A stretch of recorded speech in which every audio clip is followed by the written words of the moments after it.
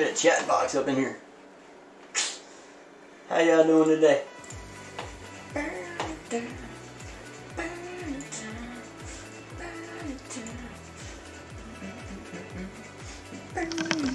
Haven't seen me jamming out.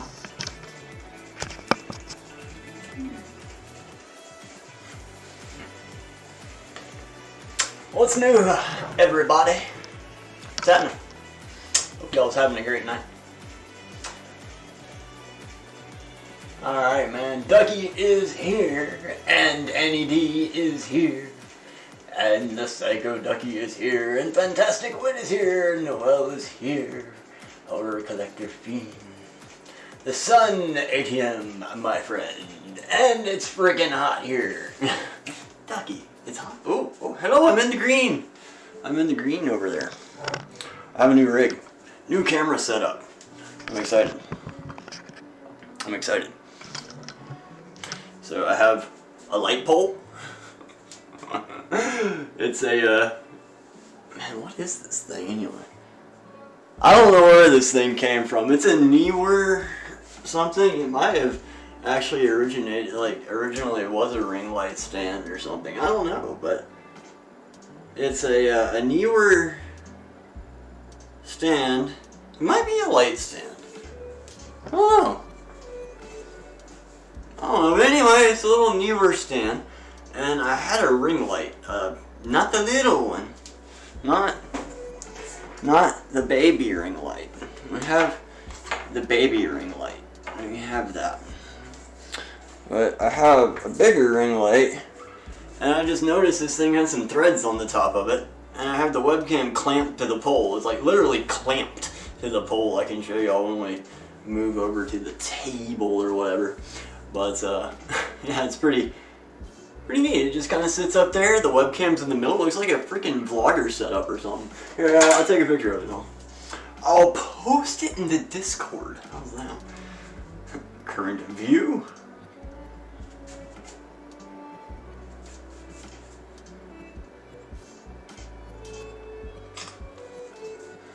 Let's see if I can get a better shot of it.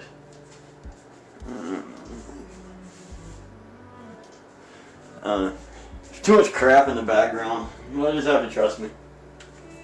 Just have to trust me. So, what is up, Danny D? How's it going? Danny says, if I get OBS to cooperate.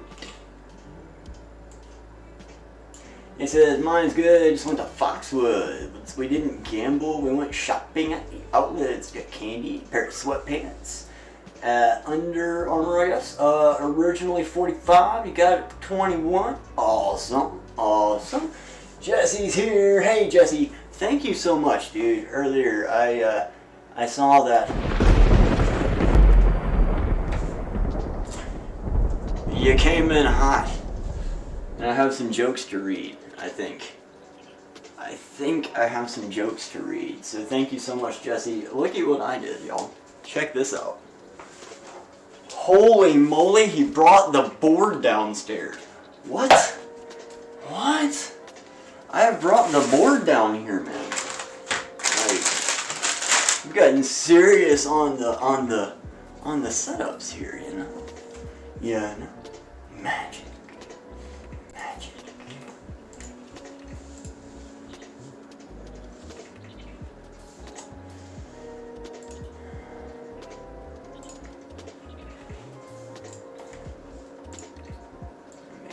Smaller.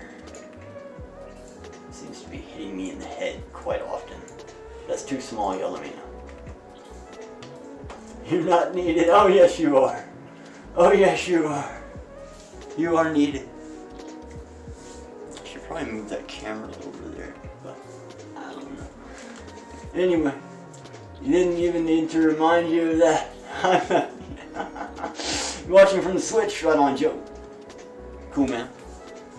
Cool. So, let me put another snowflake here for Jesse. Snowflake. Minnesota man. Awesome, awesome friend, supporter, member of the BGP Fab. Jesse, thank you so much. What's up, whole fam? How are y'all doing? The old K family. Jesse K. Boom, shakalaka. Let's get you a snowflake, snowflake. Bam. It's breezy, but you're doing good. Right on. What's the temperature in Australia? Is it like, I don't know. I'm not good at centigrade. I know water boils at, I don't even know what water boils at. Does water boil at 100 degrees centigrade? Yeah, I think that's right. It boils at 100 and freezes at 0. Look at that. Oh, big old ring light. Y'all see that big old ring light there? Jesse, thank you so much, bro. Really do. Appreciate you, man. I even have a place to set this thing. It's like somewhat convenient. It's amazing. Alright. We got coffee. We do. I do. Recipe for the night. It's smash like. It is smash like. That is the recipe. If you smash like, then you will be provided with locally grown Georgia and Florida carrots. And you will also be provided with Michigan snow peas. Oh, nope, not snow peas. Sugar snap peas. Excuse me. This camera does not focus. So it's a point and shoot. So I did not see any snow peas at the grocery store, so I bought sugar snap peas, and I like them just the same. Really, they're a little bit thicker. The shells are a little bit thicker, but they're equally as delicious. I don't know if I'm gonna tip these or not. I think I am. I think I'm gonna tip these. Look at them. I got like 2 packages of them. I have ginger. Oh, ginger. Ginger. Ginger. Iron Chef. Ginger. Garlic. Gotta have the garlic. Jesse needs a Dutch oven. What? Jesse says it is at 31 degrees there, -1 centigrade, but it feels like -18 or a -8 centigrade. Gotta send you more Aussie ginger. Yes. Yes. And, Bundaberg. Root beer. Root beer. Hamburgers and oat beer. Hamburgers and oat beer? Yeah. Man, I had to buy a lot of ginger. You check this out.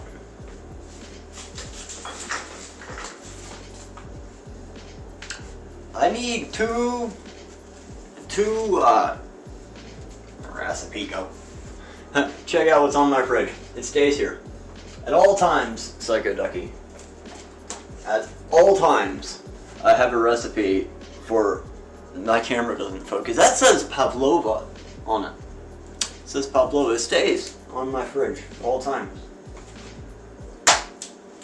And it's guarded by my Norwegian Viking that Tim the Torturer gave to me. Yes, I have a friend, his name is Tim the Torturer. At least that's what I call him. He works at the haunted house. Anyway, back to the ginger. I need, how much ginger do I need? Y'all were supposed to tell me that. Y'all have the recipe, right? Y'all have the recipe. I need 1 teaspoon of minced ginger. 1 teaspoon? So like, that much? Like the end? I got a big old bag of ginger. Whit has seen the recipe. Yeah. Ginger is so cool. It's not a root. A lot of people think it's a root. It's not. It's a rhizome. Don't ask me anything else about it, because I don't know. But it's a rhizome, and it comes in little hands. Little hands. Little hands. I just got these little hands.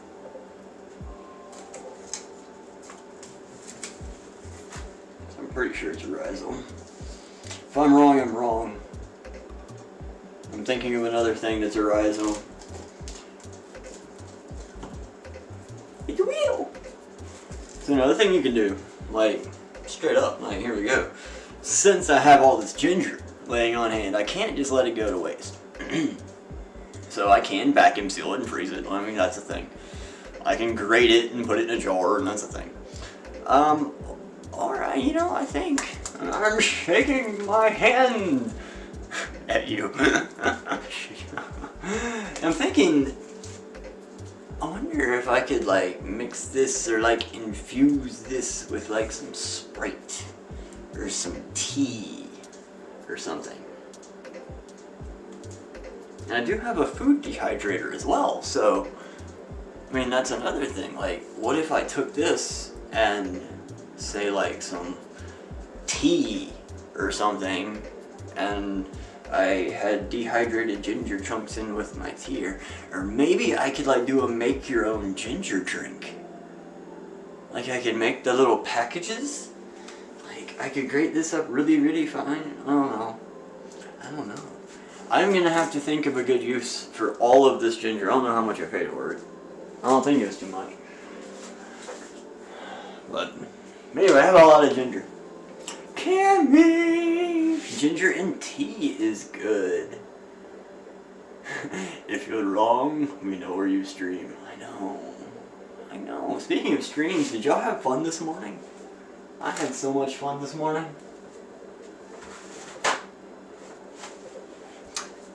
I played some Call of Duty. Got a couple of wins, 2 or 3. Pretty sure I got at least 2, if not 3 wins. And working that battle pass. You know. What am I cooking? I'm cooking Moo Goo Gai pan. Moo Goo Gai pan. It is chicken, mushrooms. I'm using sugar snap peas because they didn't have snow peas at my store. Carrots. A little bit of that. Some garlic. Cornstarch. Y'all know I wouldn't forget the corn. Some baby bella mushrooms.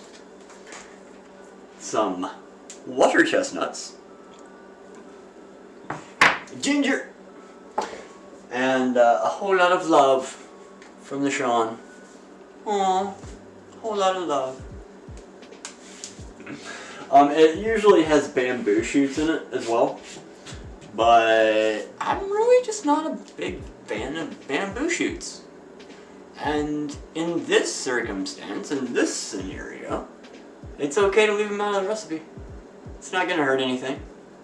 If you don't like it, you don't like it. So don't put it in. Who's gonna care? Nobody's gonna judge you. It's your food, do what you want, man. And Mech Arena! What are the red tickets for? Those are tournament entry tickets, I think. If we're on the same page. So when you go to your play screen, you can choose from the different types of games. And then on the left side, there's tournaments. And the tournaments, you actually have to register for them. That's one part of the ticket system.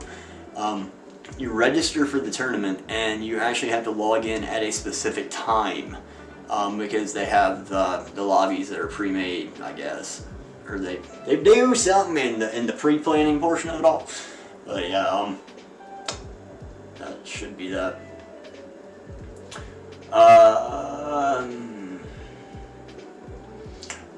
See, I can give you a lot of something else, but love you're asking for is too much. Ducky doesn't love me anymore.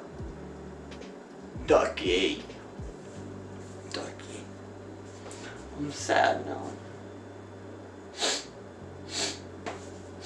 Excuse me. I'm going to cry now. Ducky doesn't like me. Cheap thrills. That's all Ducky is. Cheap thrills.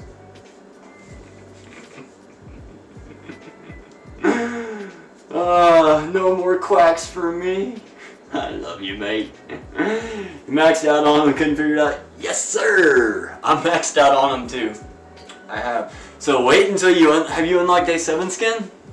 If you've done your daily logins, you can unlock day 7 skin. And then on day 8, you're met with this wonderful surprise where now it's a 30-day claim. So you gotta log in 30 days in a row. Just fair warning, letting you know, it's not bad. It's just a thing. I've already forgotten what the reward is. And they also put a game update in there for a couple of different things. Yeah, check it out, man. The thing still works if you want to use it. Not a sponsored stream at all. But if you want to download it, I mean, feel free.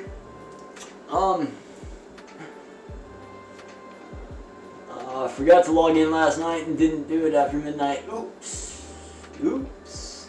So you want to know where I'm tattooed? Oh no. No. No. Nope. Nope. Nope. Nope. Nope. Keep that to yourself. But, you know. Hey, are y'all ready for the first bad joke tonight? Since Ducky brought it up away, I just think that it's time to shake my tong to tong tong tong. I'm shaking my tongs. It's the tong song. Let me see your tongs. It's a cooking stream, everybody, lighten up. Yeah, the Xbox One controllers. Yeah, controller support's a good thing on that game. It's gonna make my fingers feel a whole lot better. A saucy cooking stream. Hey, we will be making sauce. We're gonna be making sauce out of corn. Sauce out of corn. No. Yay. We have cringed. We have cringed.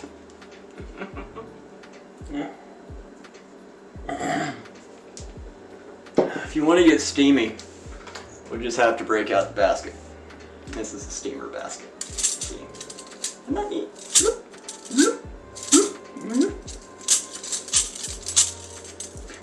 I just love that mechanism.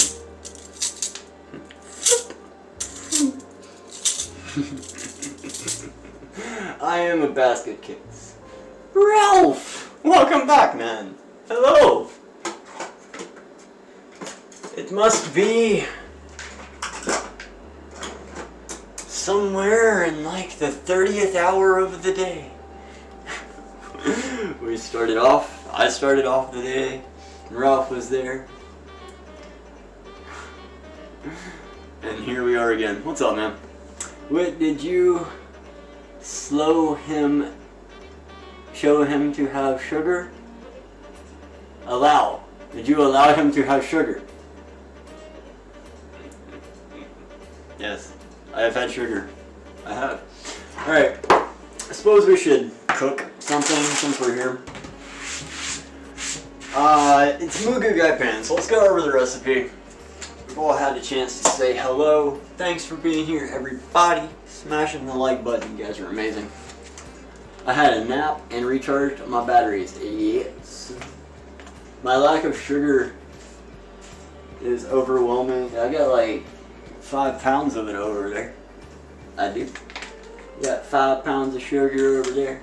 I have the emergency backup supply of sugar right here. See, this is the sugar, like when all the other sugar in the house is gone. This is my sugar stash. Stays next to my rice.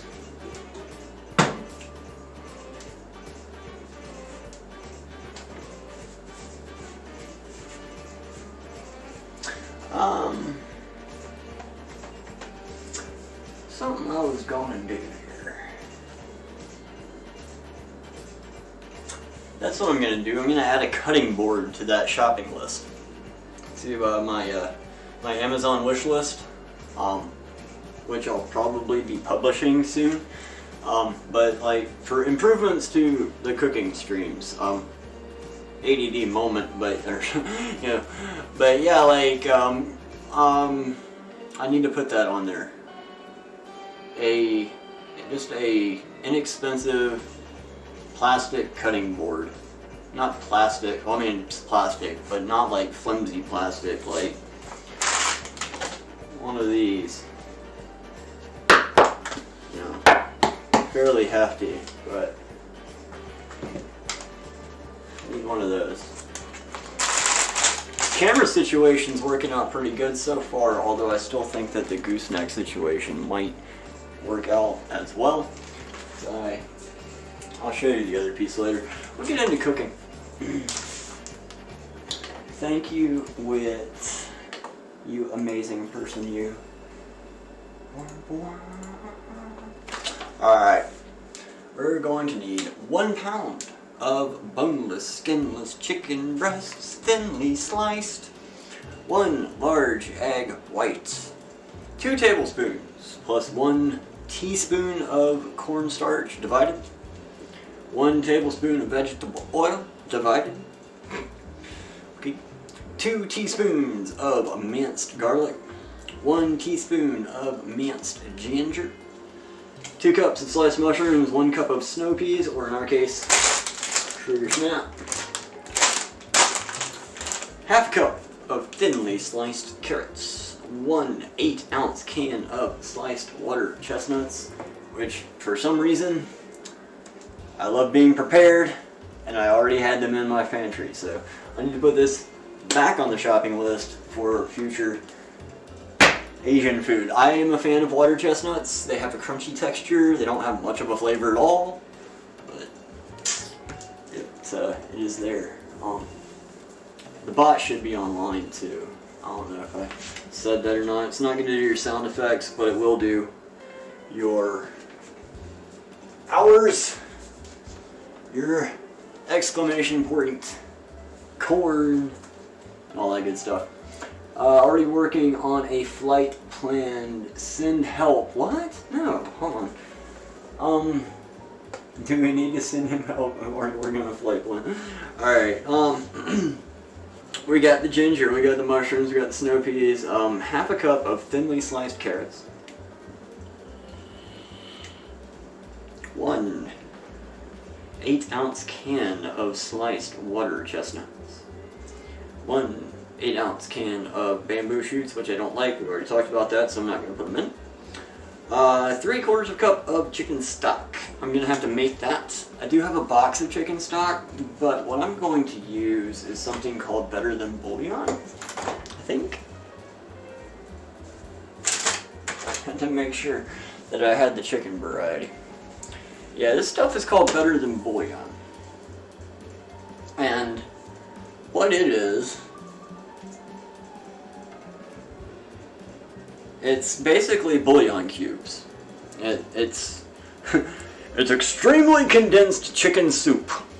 That's what it is. Like, here's the ingredients: roasted chicken, maltodextrin, salt, chicken stock, cane sugar, food starch, yeast extract, onion powder, garlic powder, turmeric, natural flavor, and it's even organic. It's also reduced sodium. This stuff, it's almost like chicken base. Chicken base and garlic song. It's a Guy Fieri song. He sung it one time. It's a meme. It's great. Chicken base and garlic salt. Yeah, this stuff's amazing. The Better Than Bouillon. And then there's also something called Miners. Miners chicken base, Miners beef base, and shrimp, seafood. They've got all kinds of bases. Those are really good. Good luck finding them. If you find a restaurant supply store that's open to the public, yeah. But otherwise, Better Than Bouillon, you can use the cubes, or you can use the the box of, you know what I'm talking about. You know what I'm talking about. If you want to use the box, you can. But we only need 3/4 of a cup, and I'm not going to open this entire thing.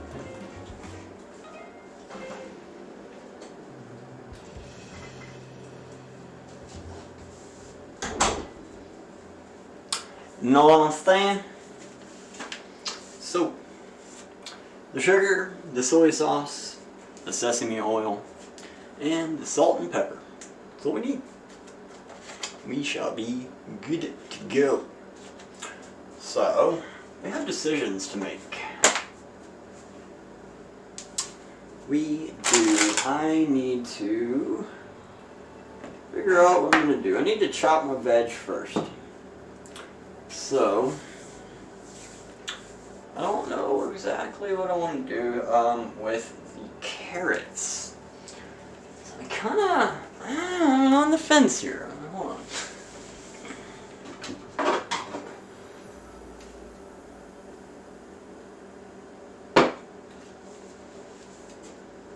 I don't know if I want to do it by hand or not.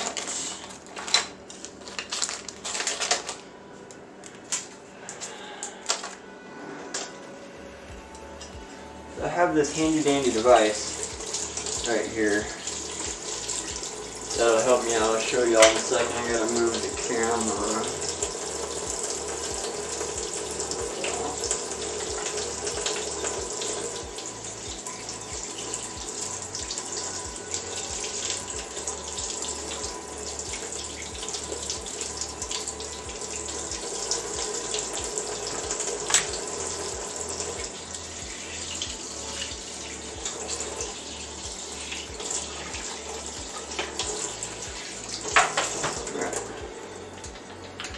This thing is called a mandolin. And if you're not careful with it, it will hurt you bad. Just saying that if you employ the use of one of these devices, be careful with it. It will take the tip of your finger clean off.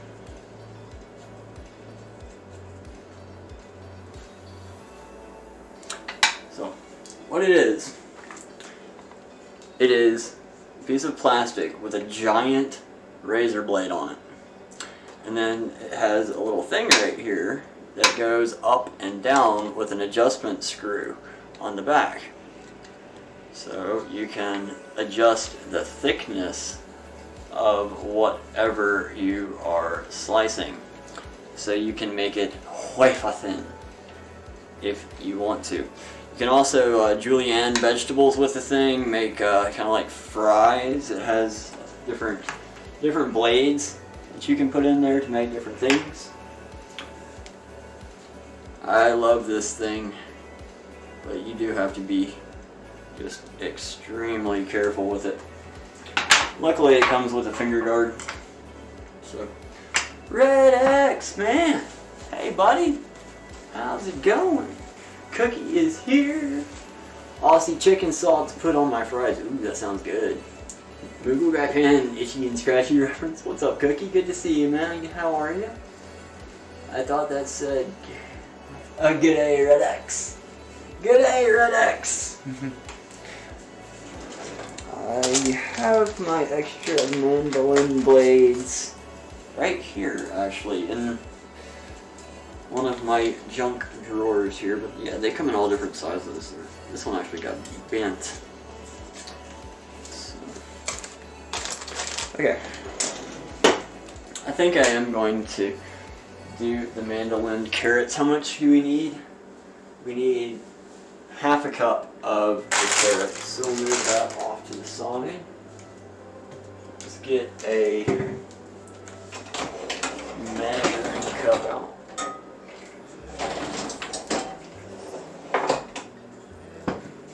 And Move this over here.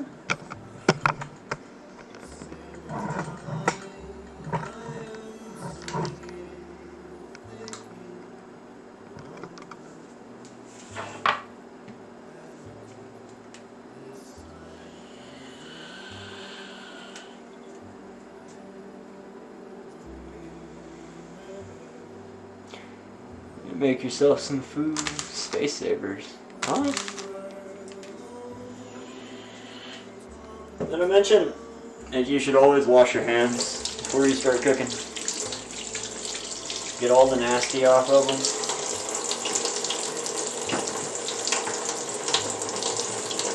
Got these mushrooms to chop too. What's up, Matt? How is it going, brother, man? I hope you're doing great. And the musical adventures are amazing.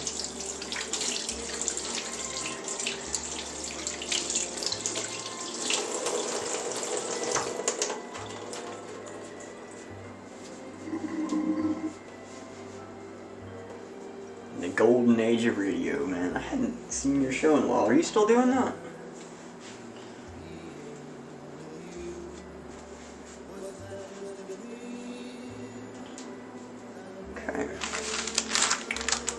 Half a cup of carrots.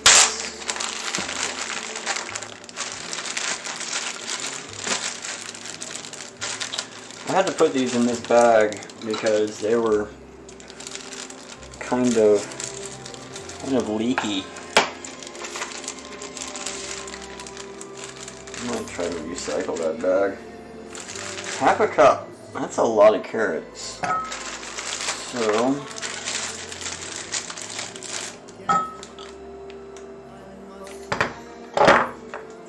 see how much that gets us right there.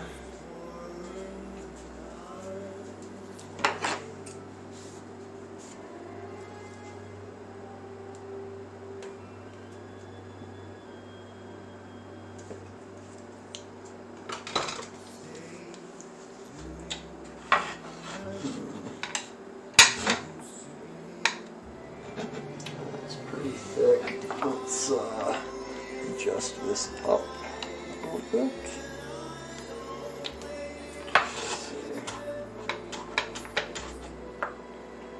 Wafer thin. Wafer thin. Yes, very much so.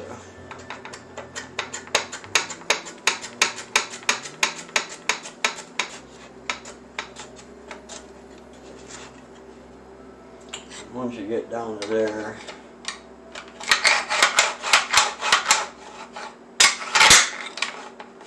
what's the problem here? It doesn't want to do no more. That's all we get. That's all we get. Huh. Well.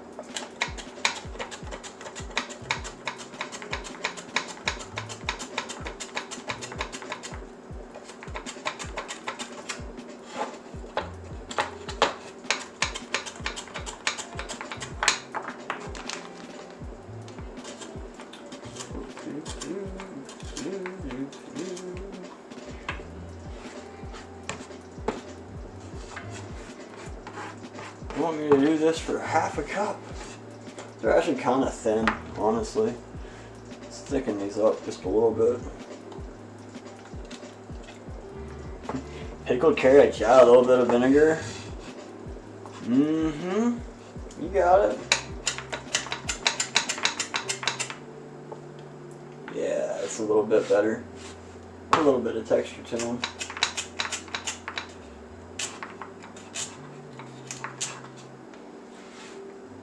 I'm saving the other pieces. I just kind of mince those up and put them in there.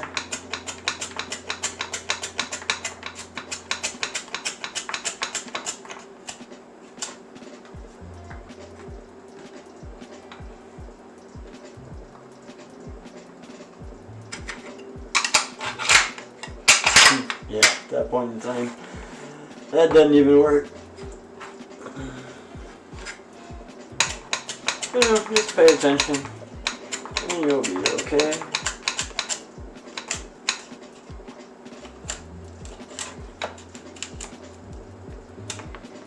Some people like to do it with their palm. I kind of swap it up, however.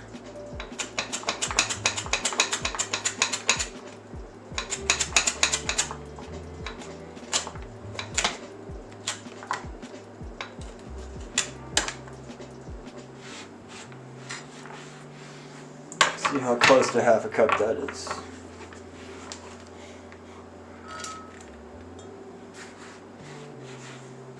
Yeah, we got our baby Bella mushrooms.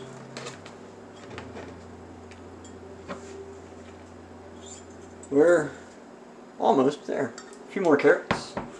We'll be good.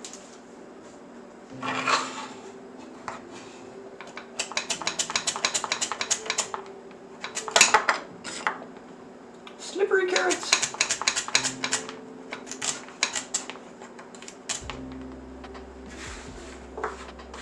Slippery carrots.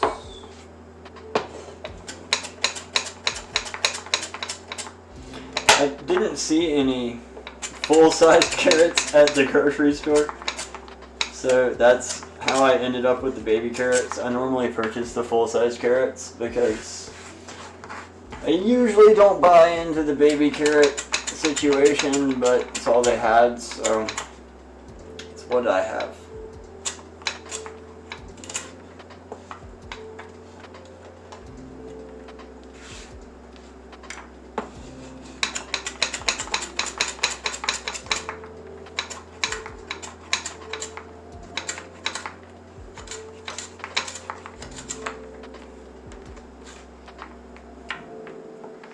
Carrots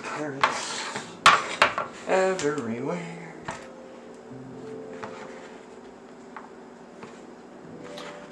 I also have a spiralizer. That thing's fun to play with. Alright. It's about half a cup of carrots. Set this off to the side. And give it a rinse.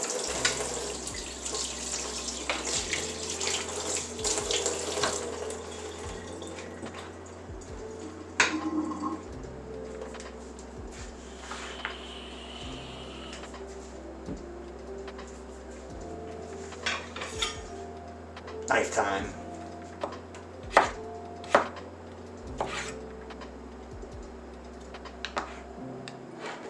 Knife time. Do the old chop chop. Thinly sliced carrots. That was a terrible exhibition in knife skills. God, that was horrible. Oh well. Chop your food however you want to. Ooh.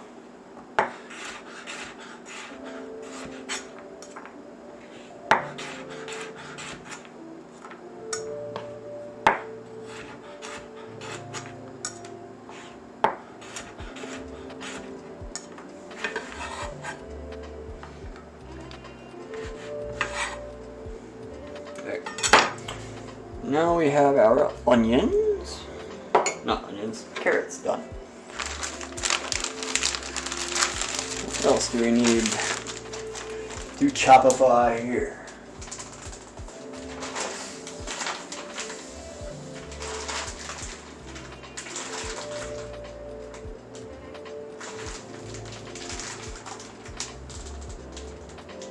Two cups of mushrooms. That's what it says.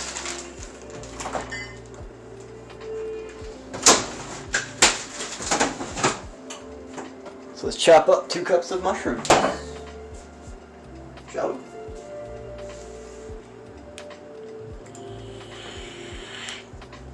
And if y'all want to take the opportunity to smash that like button, that would be amazing. Appreciate you guys.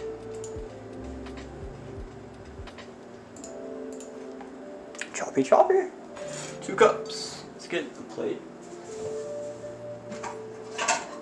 Do our mise en place. Things in place. Prep work. Prepping. Who's on prep?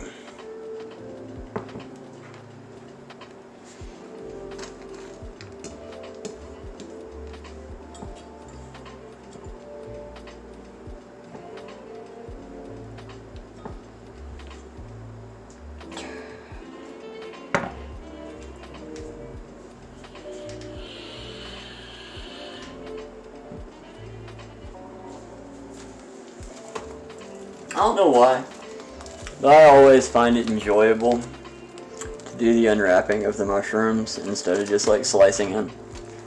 I always find it pleasurable to get the full ASMR experience, which I'll be able to have hopefully on Monday when my headphones come in. Hopefully they'll actually be here early. Unwrapping the mushrooms. Freeing them from captivity. Be free, little mushroom. Be free. They actually sealed this one. Oh, no, they didn't. Freedom!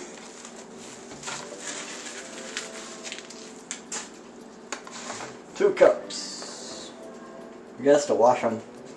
They're kind of nasty.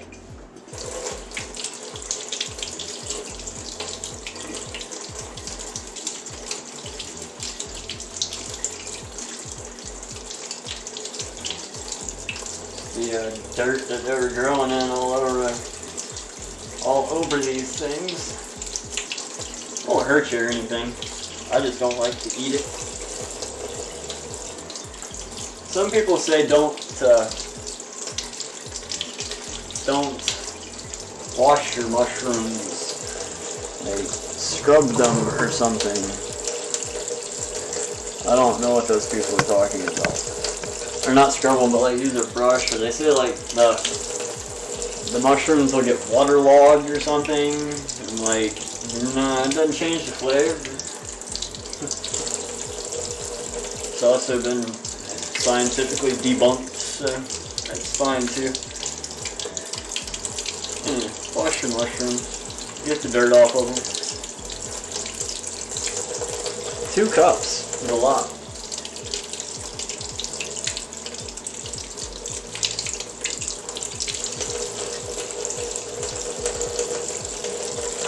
A mushroom intensive dish.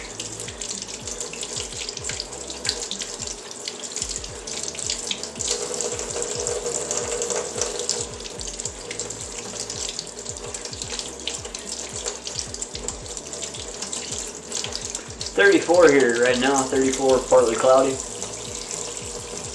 Used to peel the skin off of mushrooms sadistically.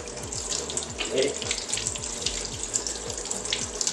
I didn't know that mushrooms had skin.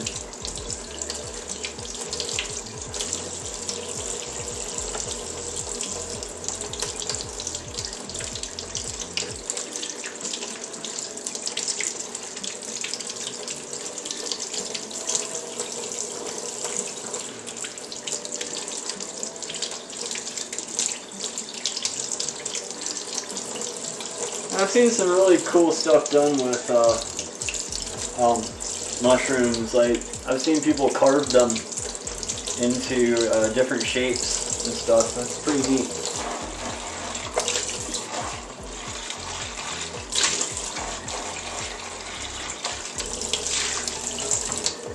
Fun fact. You can save these and like use them for a little anything, like Lego sorting, herb garden maybe, like if you want to grow some cilantro or something in your windowsill. Lego sorting, like I said, all that good stuff.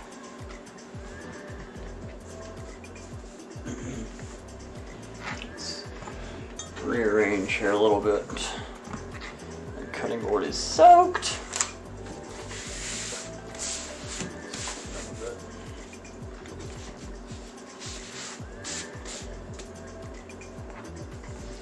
How does the picture have these? The Moo Goo Gai pen I've always had has been the cross chop. So, how big do I want my pieces? That's the question. I like big chunks in my Moo Goo Gai pan. I mean, it's a mushroom dish, so I'm gonna put big chunks in there. I'm not gonna worry about the stems too much unless I can see like some obvious whatever.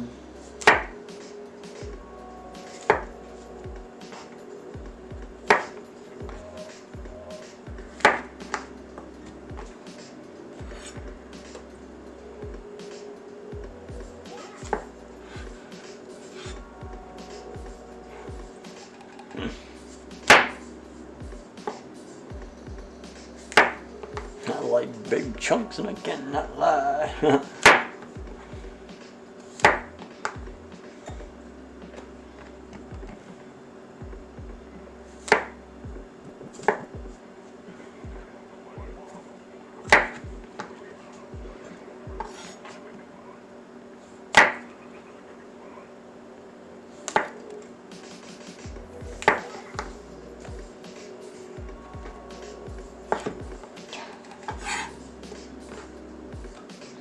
We're almost there.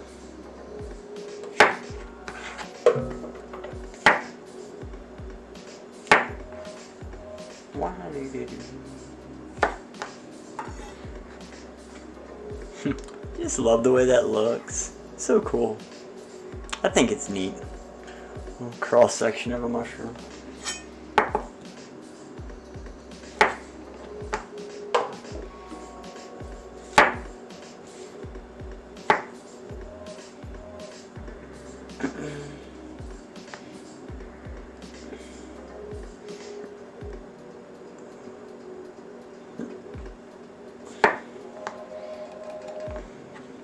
Mushroom Biology 101. Yeah.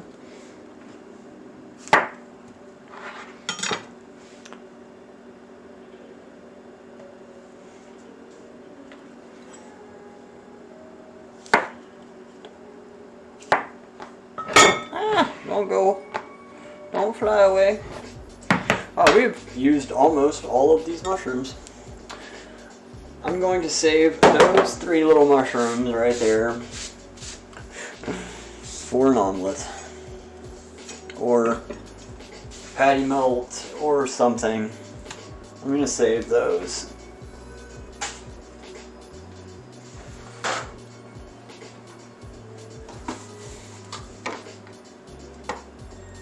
For later.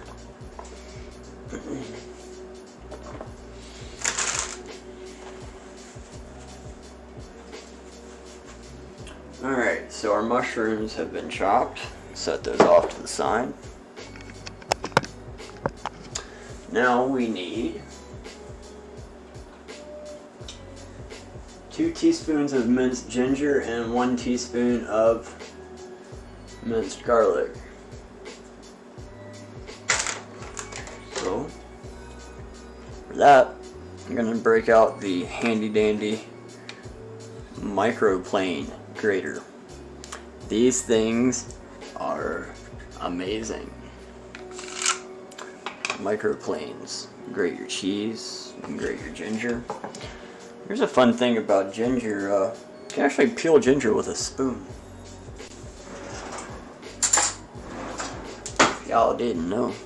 Like, we need about a teaspoon of this stuff. So you can just take a spoon and the skin will just come right off. So let's come over here.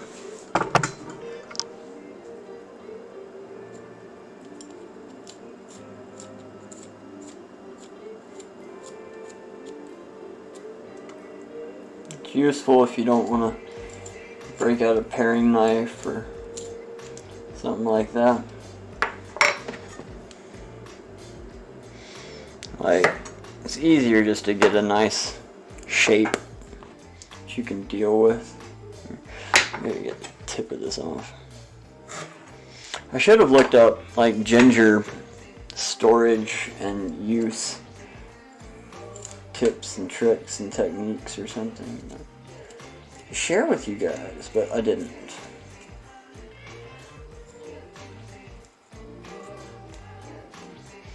A little bit of ginger skin's not gonna hurt you, so if you end up ingesting it, you'll probably be okay. And most of the time, like on the smaller stuff, it's pretty thin. I like a lot of ginger, so I'm just gonna go ahead and peel off a pretty decent little knob right here.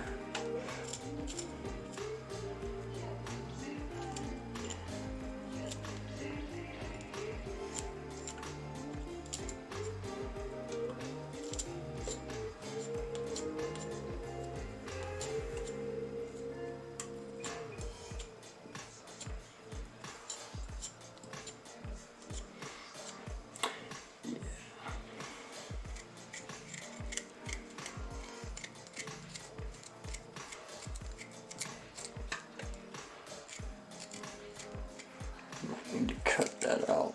There we go.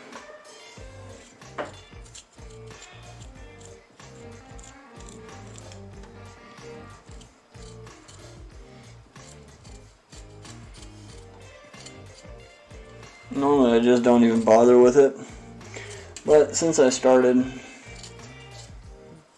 I don't even know why I'm peeling all of that. Anyway, gingers are best kept out of the sun, otherwise they sunburn easily. Oh my goodness.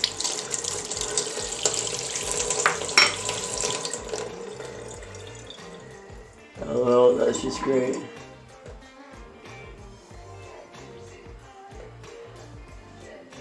Alright. Back to the cutting board.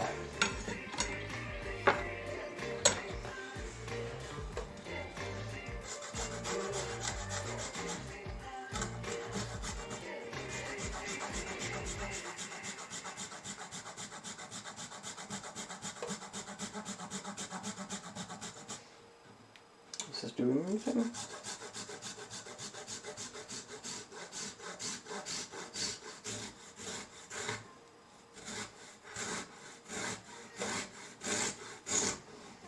There we go.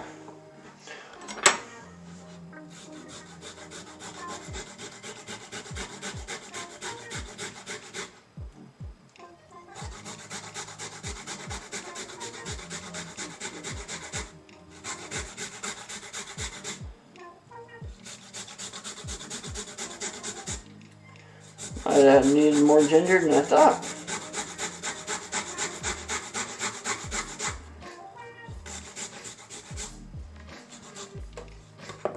Whee.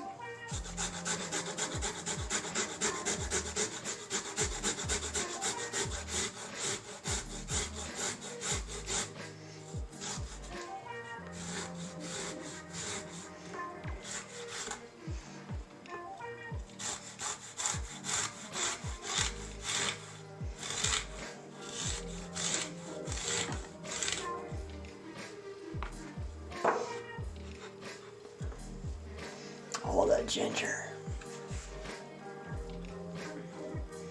It's a lot more than a teaspoon. I'm okay with it.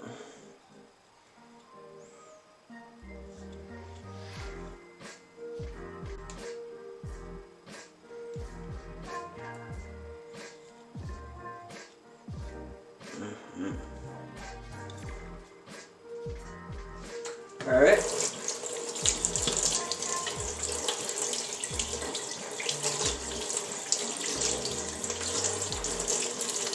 And we also need some garlic. 2 teaspoons of minced garlic. Let's go ahead and peel some garlic.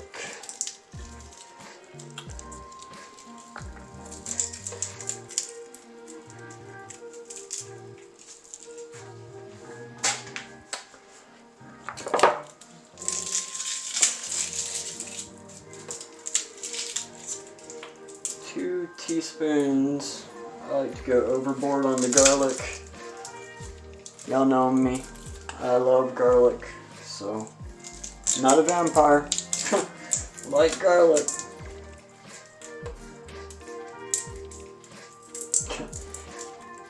Oh, the vampire movie. I'd say that's probably a lot closer to 2 tablespoons. Yeah, 2 tablespoons. Ah, come on.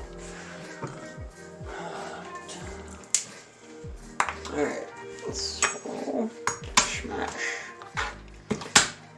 What I'm doing here, I'm deshelling the garlic. It's got a skin on there. Put the flat part of the blade on there and press down. It cracks it like a kernel of popcorn, and then the skin just comes right off. Easy peasy. For those of you who didn't know how to peel garlic, now you know.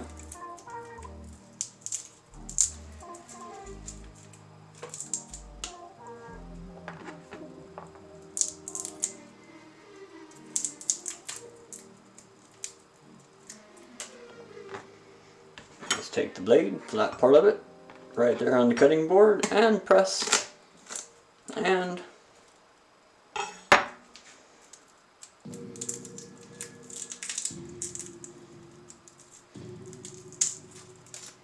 there you go, garlic clove. The vampire thing. Vampire Hookers, the movie.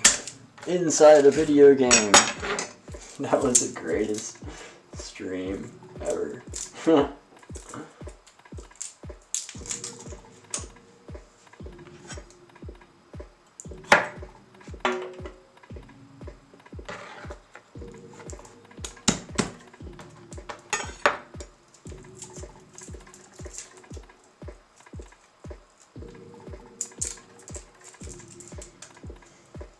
Try to use the microplane here. See how this works out.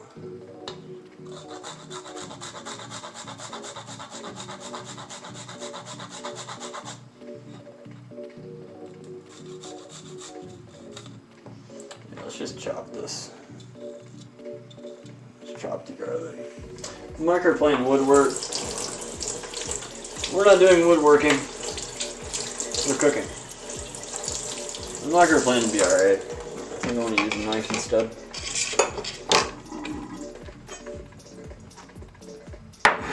Pull that out of the way.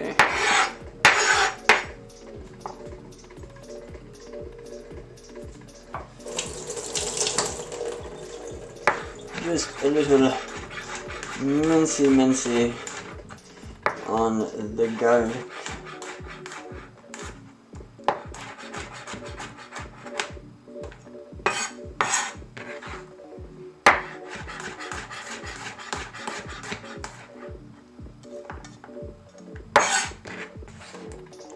That's choppy so far.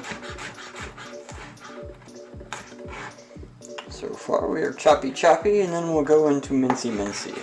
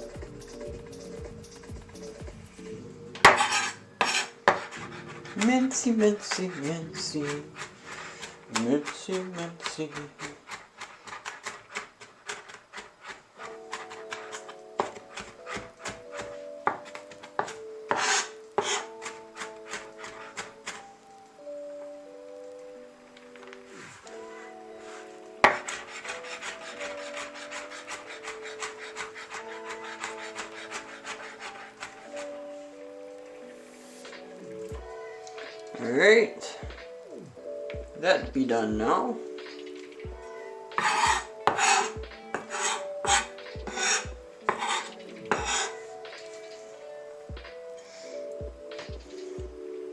What else do I need to chop? Kind of looks like the pottery making scene on Ghost.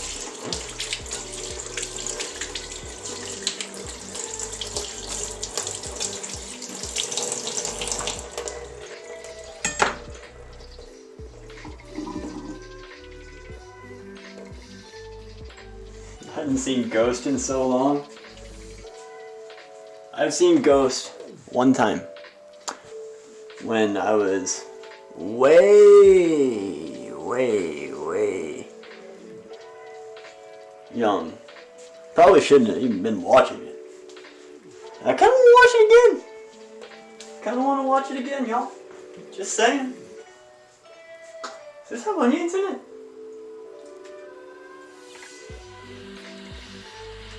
No? Okay. It does have, it has 1 cup of snow peas.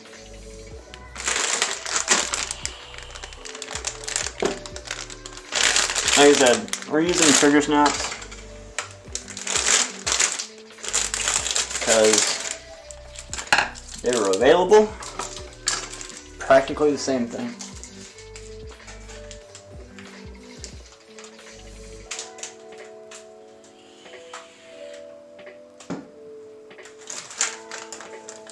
At least to me and in my kitchen. I don't know if I want to. Yeah. I mean, they're pretty much already tipped.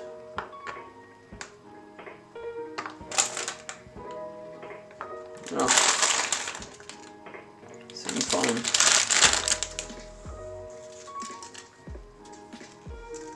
I'll break one open, see what's inside.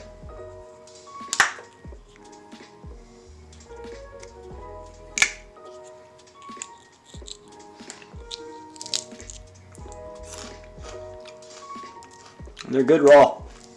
They're just sweet. Sweet little peas. Dip that in some ranch dressing.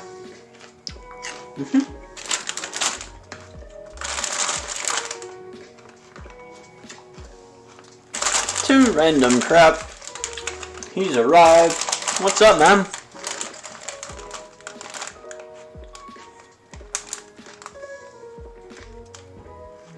Oh, Bean.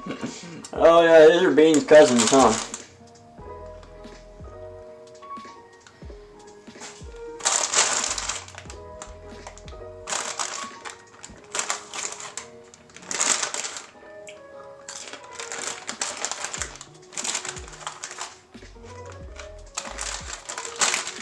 That's about a cup.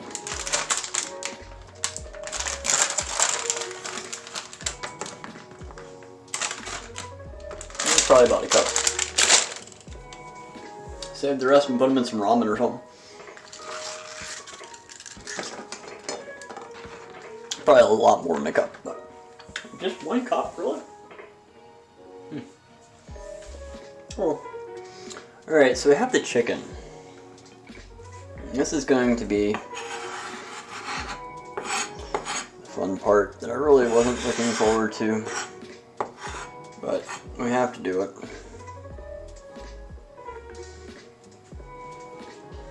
I think I am going to try to minimize the damage though.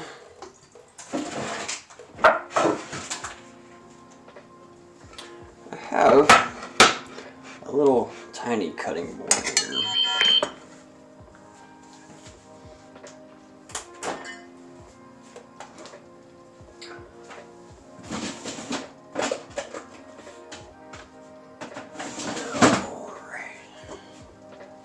So we need a pound of chicken.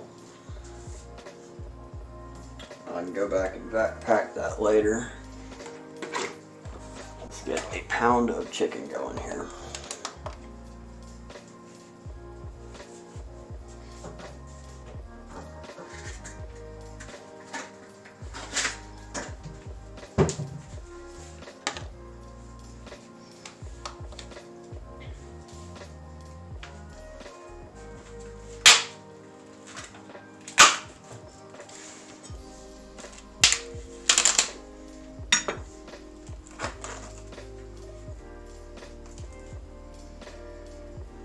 Oh no! On.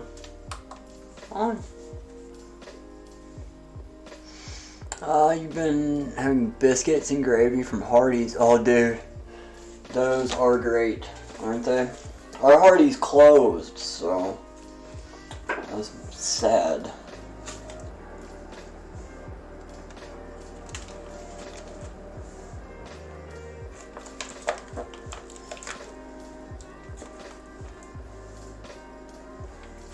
Probably could have halved this recipe.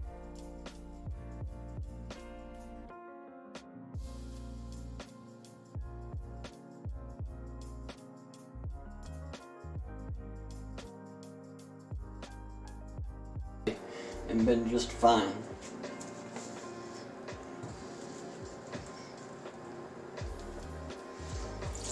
close enough to a pound for my liking. What did I do with that bag from earlier? Did I have a bag?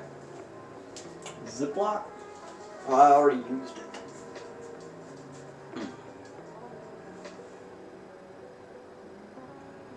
That definitely needs to go into a vacuum seal. But the question is, what do I do with it for now? I can just kind of cover it up.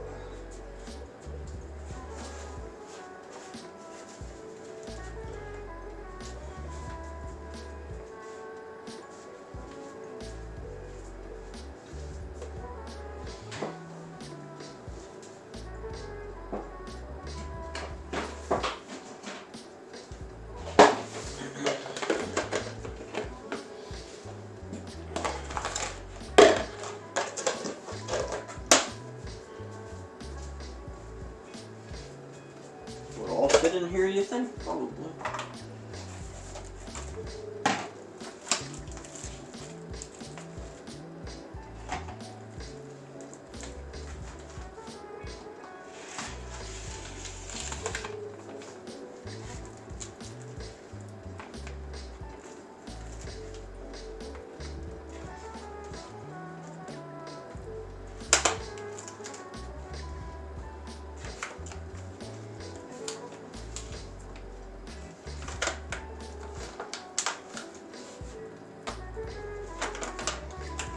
I'll just vacuum seal these, and all will be well. Yay.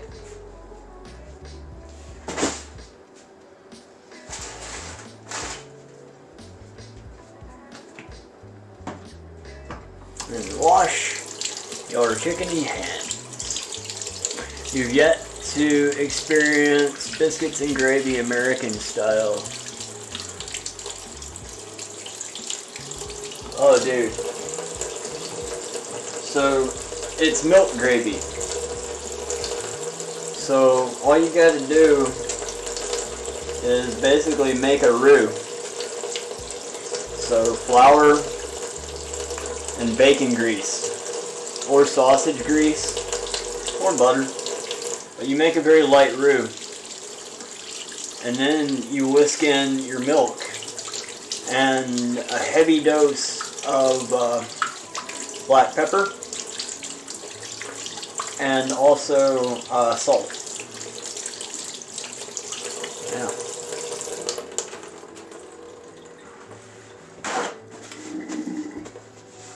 You used a packet.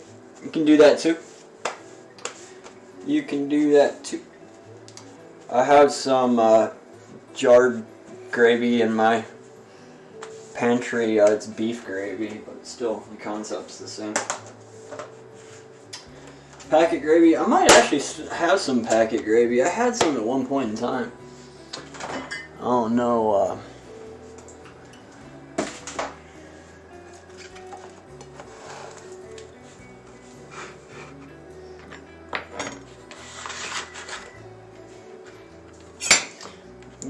We just need to cut it into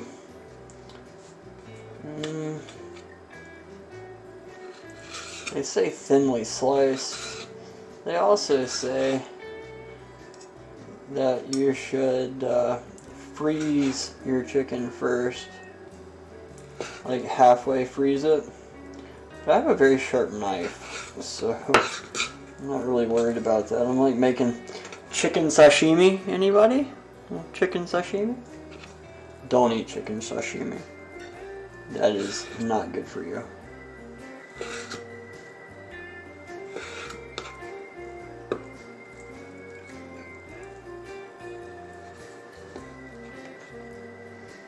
Look like scones.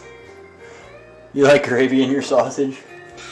I like lots of sausage in my gravy.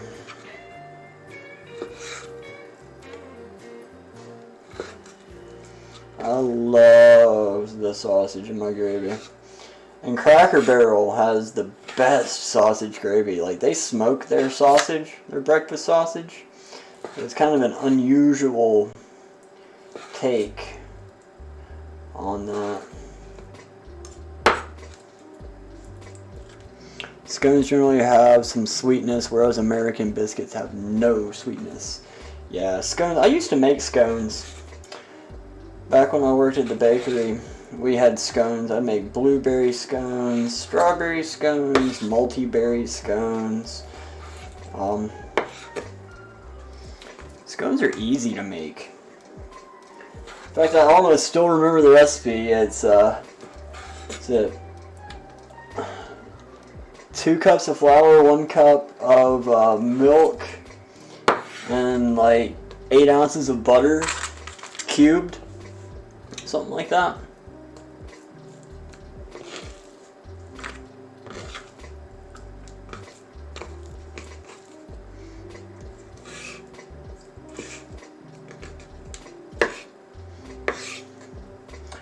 They're super easy to make.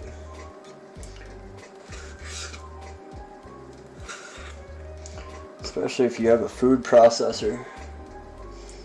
Just throw it all in there, give it a couple of quick quick bzzz, and then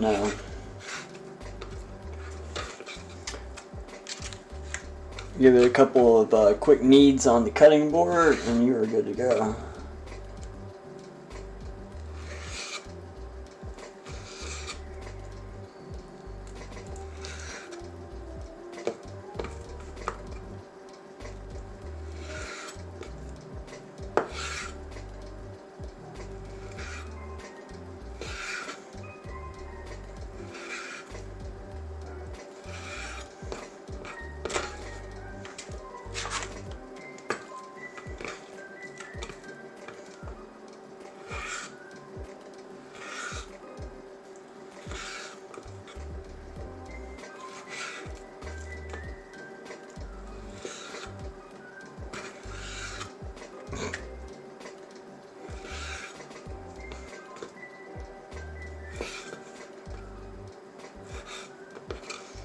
Alright, as always with chicken, make sure you wash yourself, your tools.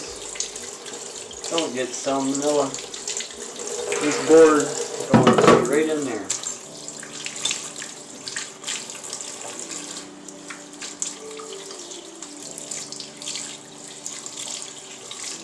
Need to start a fundraiser to get me a food truck? Hey man.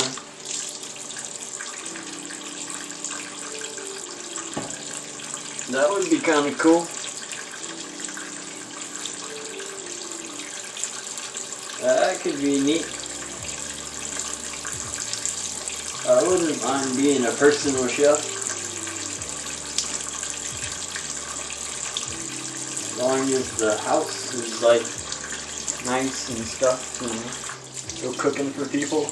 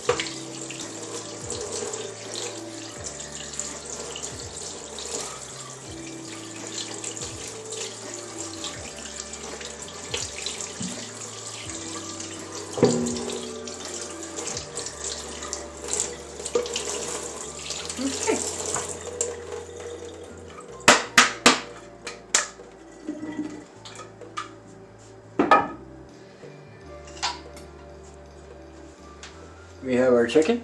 I think we have all of our ingredients. Haunted house on wheels. I've seen stuff. I mean, they do make haunted houses on wheels. You can go to the fair and see those. Yeah.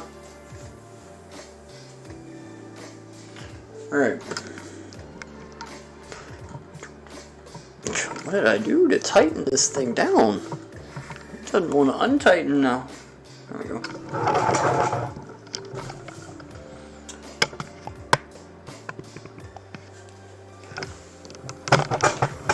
Okay.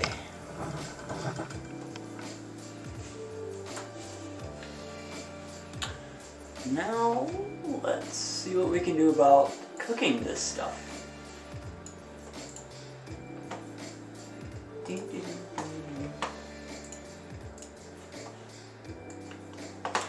And also what we're going to serve it with. I think I'm going to serve it with rice. Which means I need to set up my rice cooker.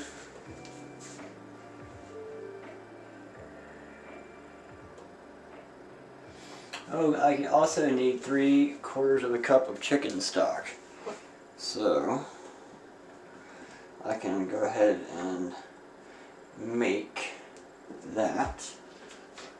3/4 of a cup. Let me get some warm water. It's just going to dissolve better in warm water.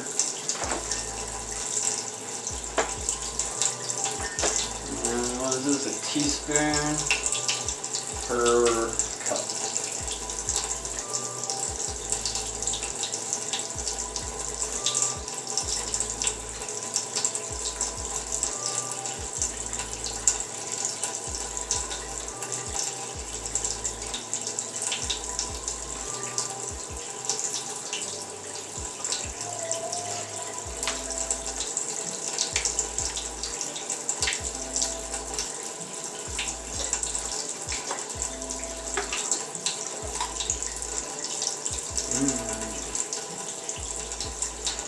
Yummy.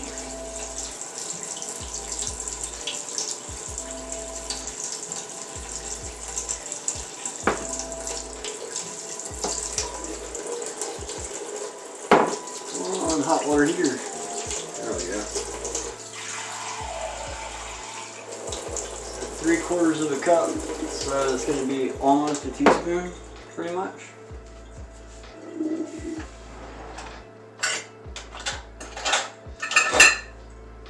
Says teaspoon? Yep.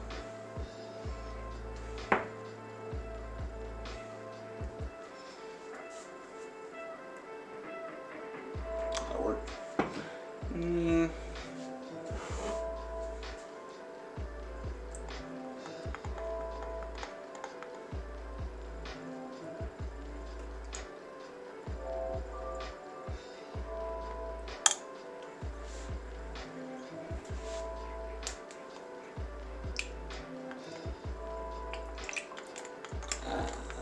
Probably gonna have to microwave this.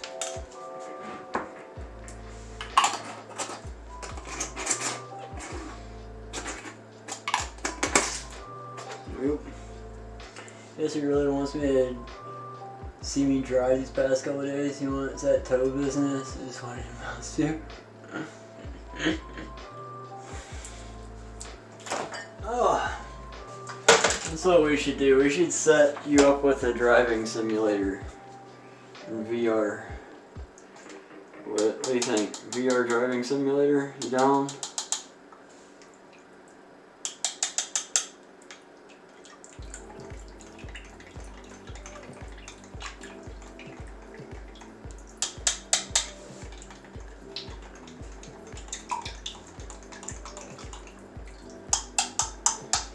Set this over here. I'm gonna nuke this for a minute. Or more specifically, 30 seconds.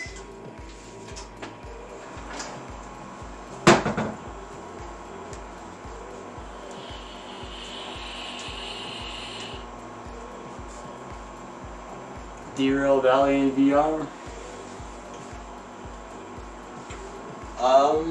I've not played that one.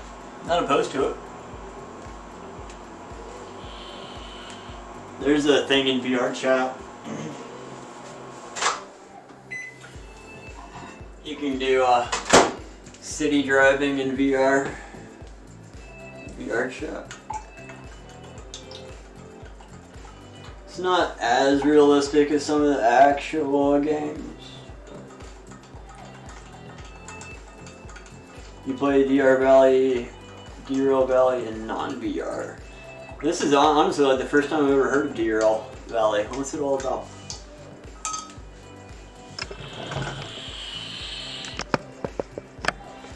Just stirring chicken baster.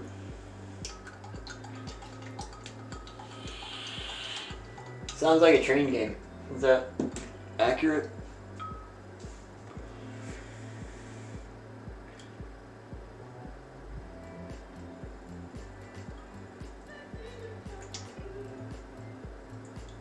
Yes, I'm using a bean, or actually a pea, to get the excess bouillon out of here.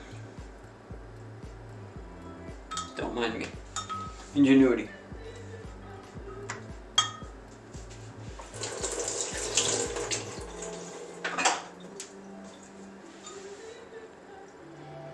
Smells like chicken noodle soup. Tastes like chicken noodle soup. Chicken noodle soup. Like, that's just as good as Campbell's right there. Just as good.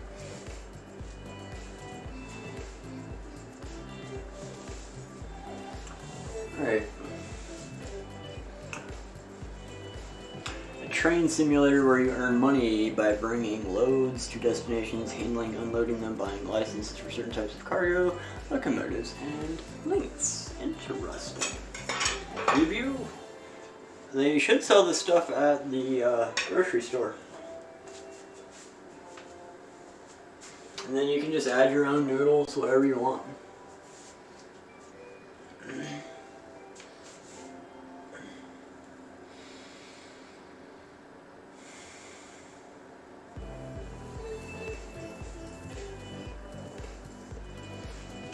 One thing says that we're to do.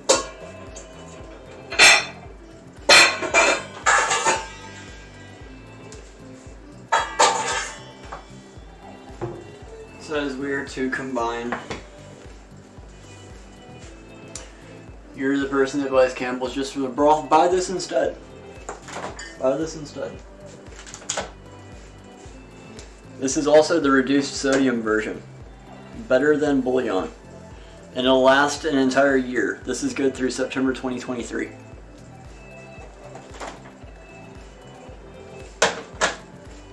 Yeah, buy that. 3 minutes in the microwave in a coffee mug. With that, you're good to go. So this recipe says, whisk together 1 egg white and 1 tablespoon of cornstarch. Let's get an egg white.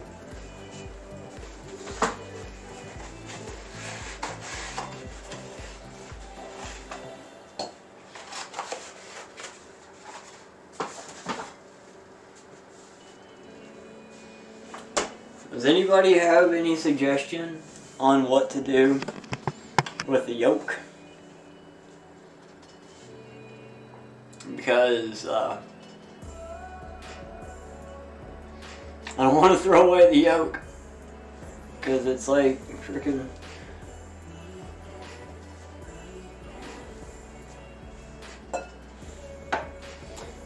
We need to whisk together what?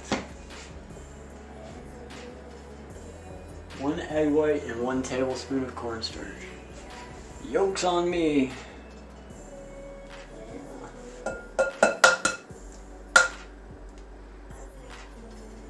If it was said to save the white, I know exactly what to do with the whites, but not the yolks.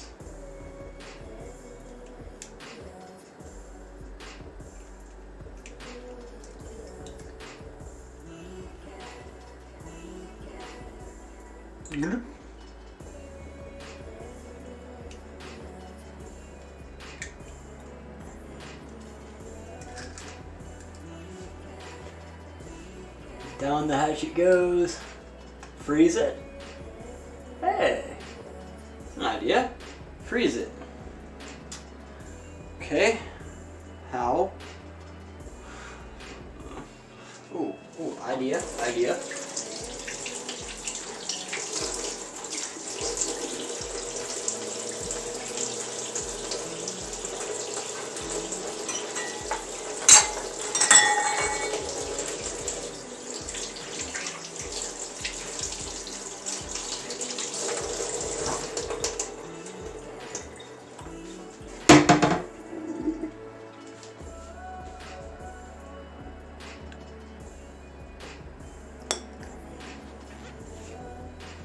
Thump. That was a thump.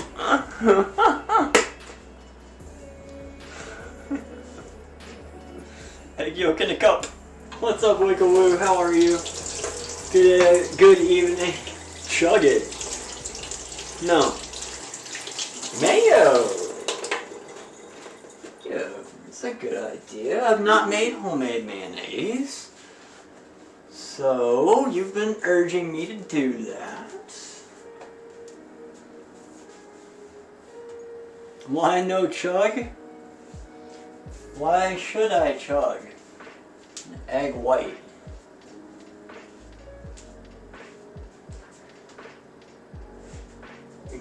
Goofballs.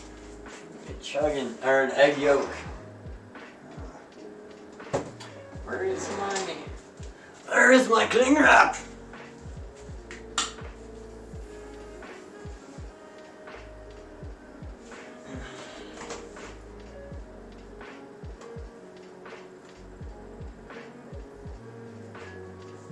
What did I do with my cling wrap? I know I didn't throw it away.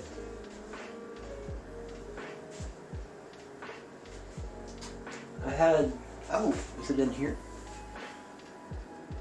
No. I had like two whole things of cling wrap. What the heck did I do with them? I hate using all that press and seal. Huh. I rearranged a little bit today, but it wasn't that serious. Oh well.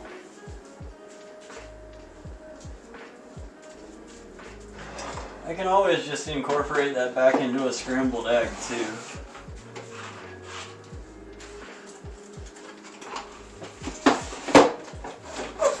Press and seal's expensive, yo.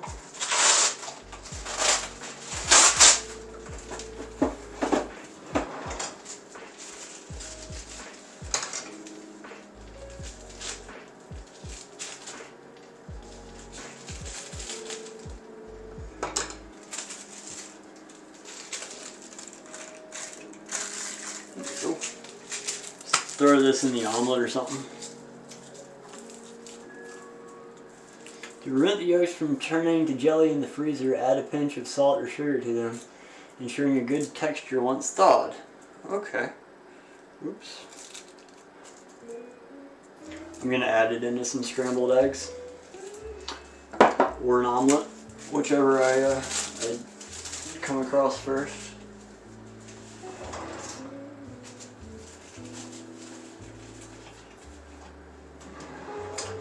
I do, for whatever reason, I don't know, I've gotten onto a scrambled egg kick lately. A tablespoon of cornstarch.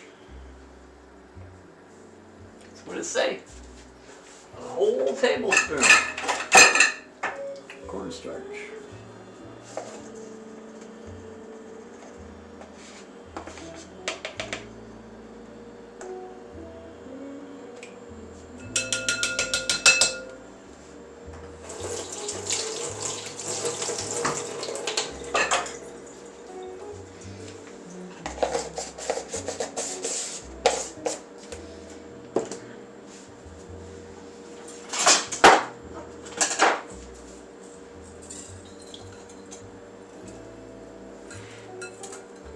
Whiskey.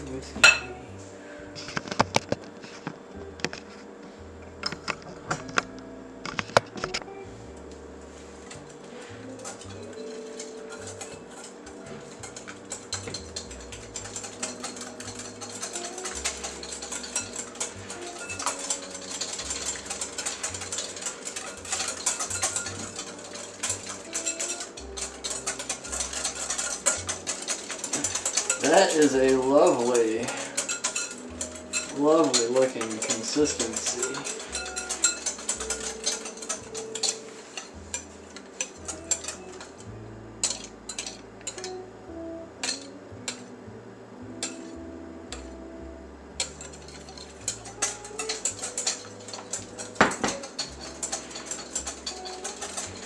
That's it? Just the one? Add the chicken and toss to coat, it says. Okay. Okay.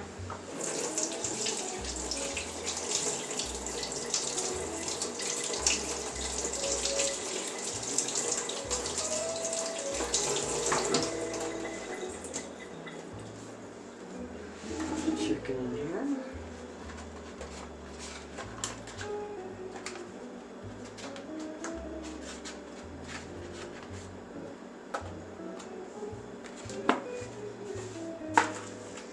So let's toss the coat. So I'll just take my little spoon here and toss to coat.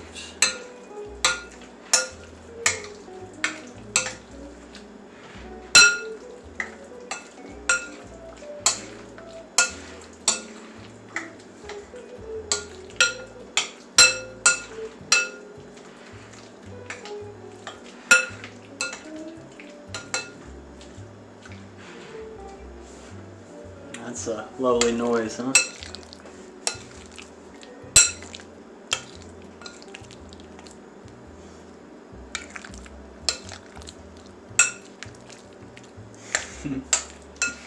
Right.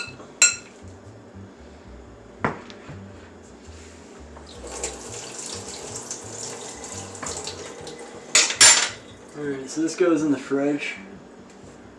It says.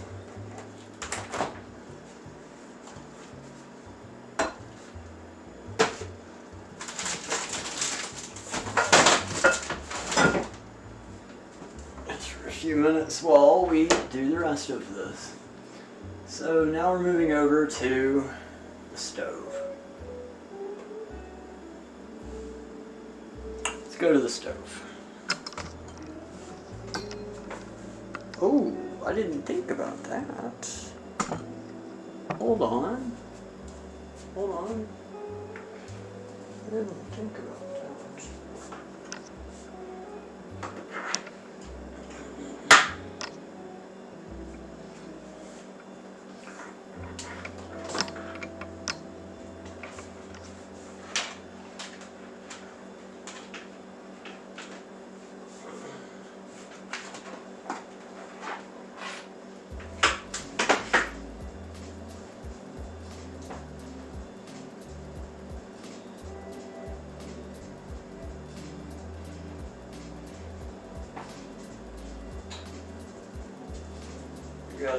I'm limited by how far my light can travel with me today.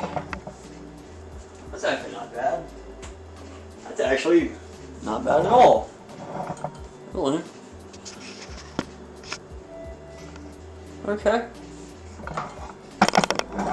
Gotta play limbo a little bit, but it's fine. Let down a little bit. Alright. Now, let's get our instructions out and read them.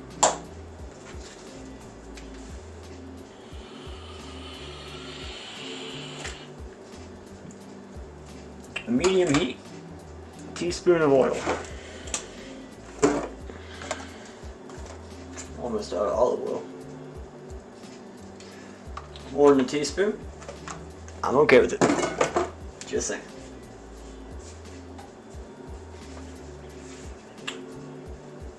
Oh, I forgot. I'm going to cook rice.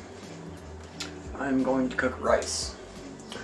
So, let me get that set up too. Let me stop that for a minute. And get my rice cooker set up. Cook rice to go with my Moo Goo Gai pan here. So, this is my rice cooker. I love my rice cooker. It's super easy to operate. You plug it in. You plug it in.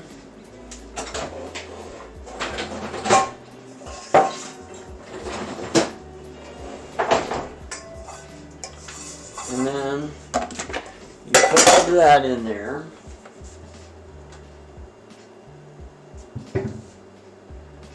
And you get yourself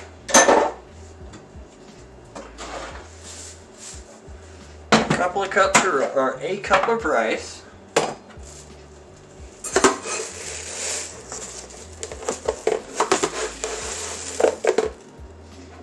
cup of rice.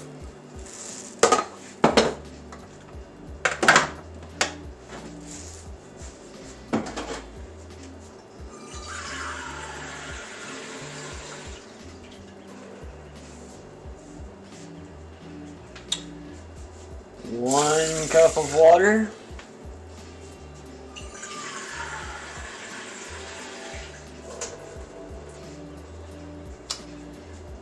2 cups of water, and mine likes a little bit extra. Mine likes just a little bit extra. Now, let's take this. We'll mix around a little bit, like that. Boom, boom. 30 minutes later, you have rice. It's great. Love my rice cooker.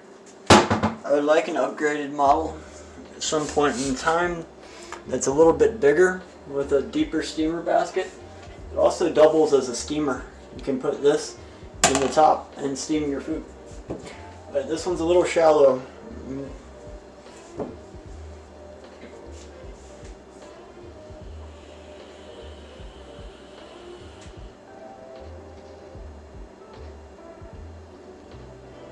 Buttercream frosting, Uncle Roger. Raid Sean's fridge. Wait a minute.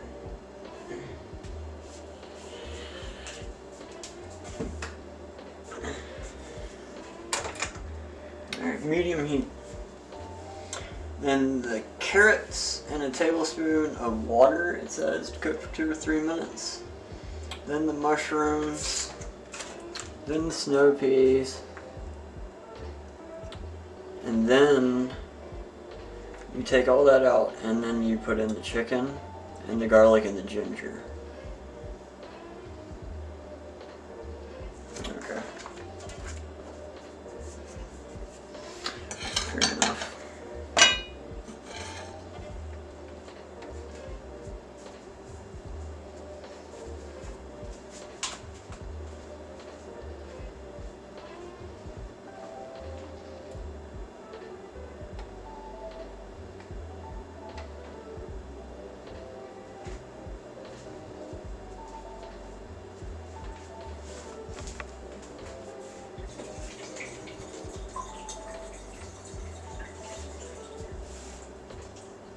How dare you raid my fridge?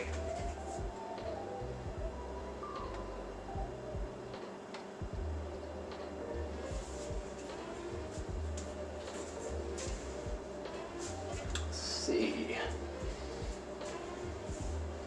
The oil's hot yet. I don't think so.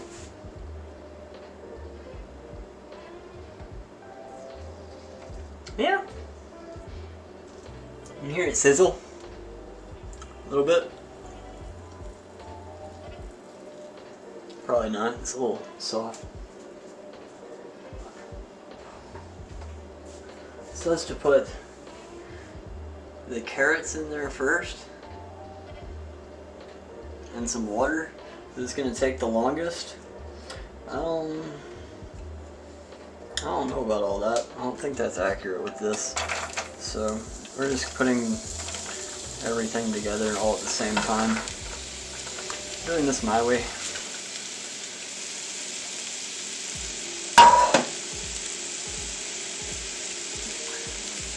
Carrots would burn if I left them in there all alone.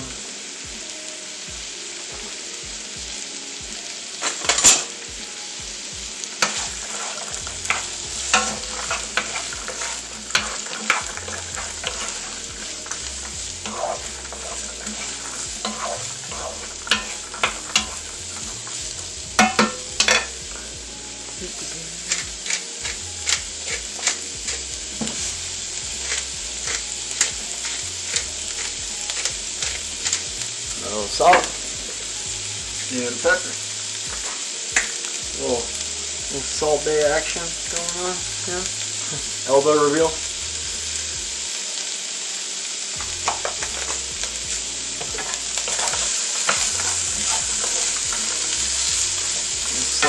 some water in here for the steam factor, I believe is what they were going for. Do that.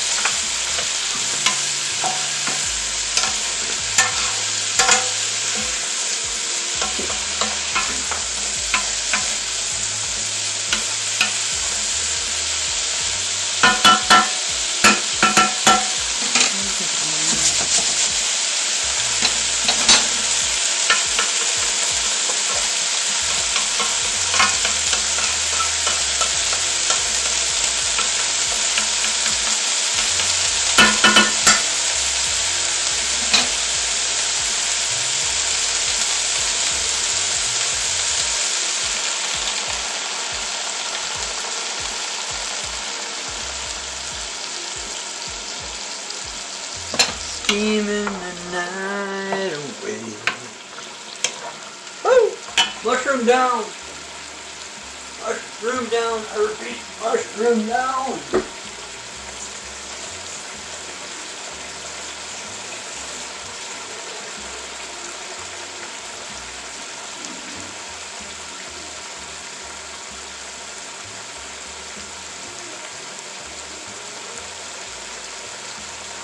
Tong, tong, tong, tong.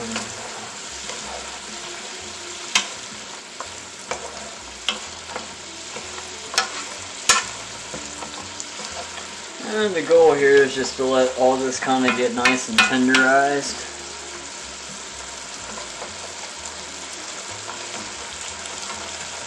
And then we're going to be removing this and then cooking the chicken. And then adding it all back together.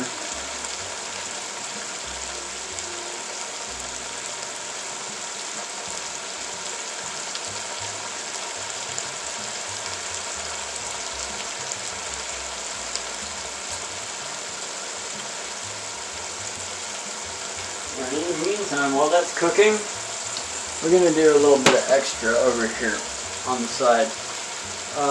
We need 1.5 teaspoons of sugar.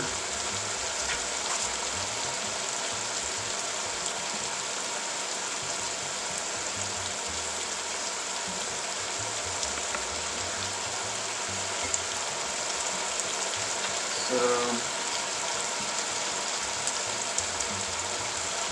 teaspoon and a half.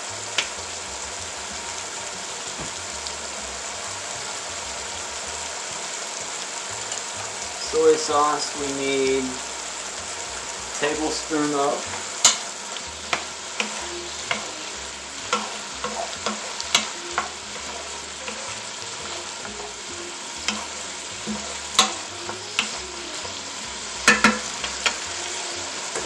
Three teaspoons and a tablespoon, if you didn't know. 1, 2,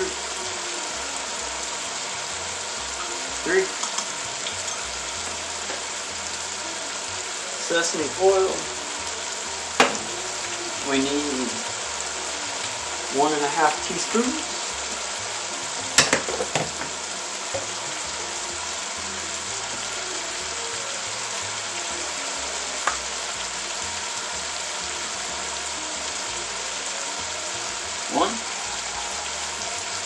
I love sesame oil. It's almost 2. I don't care. Okay. And 1 teaspoon of cornstarch. Great. Teaspoon of cornstarch.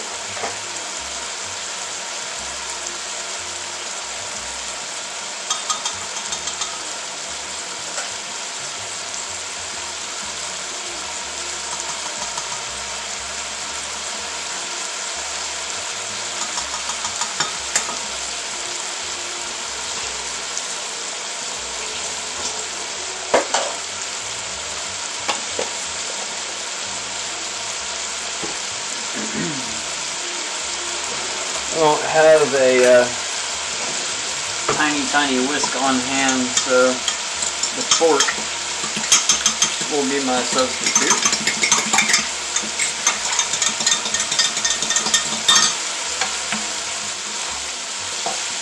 This is coming on nicely. And I can smell that sesame sauce aroma. Smells so good.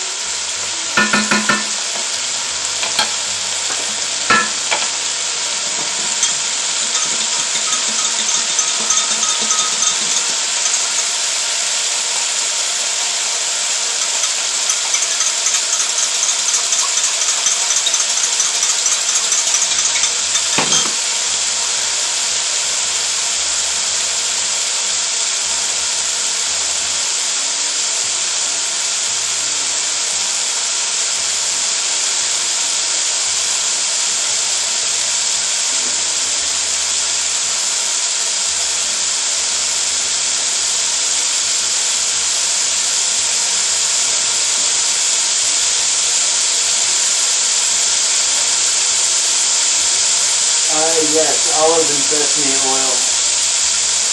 Olive and sesame oil, yes please, olive and sesame oil, but not sugar. I've got sugar.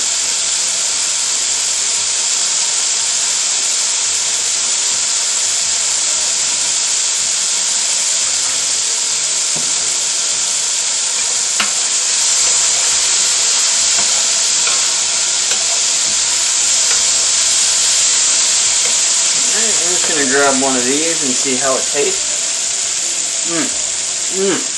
Nice and tender. That is perfect.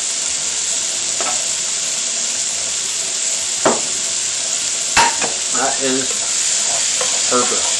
So we're going to remove all this from the heat.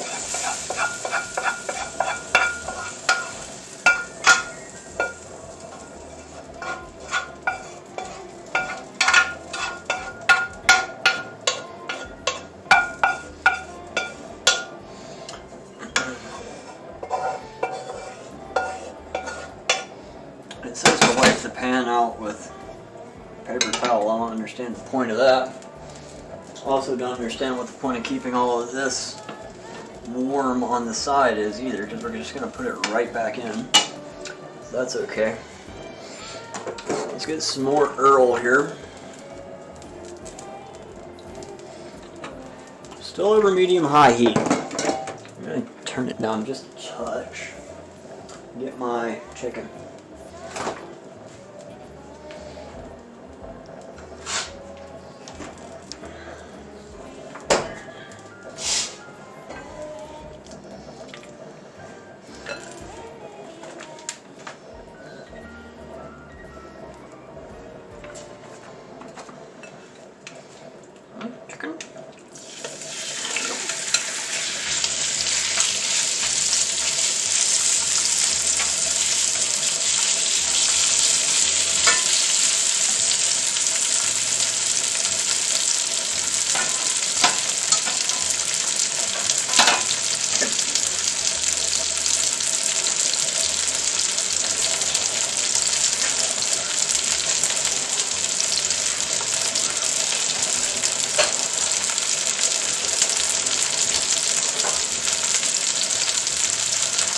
We need a yum command. A yum command. Alright. Let's figure out a sound effect for the yum command then. Bring that back up. A little salt and pepper.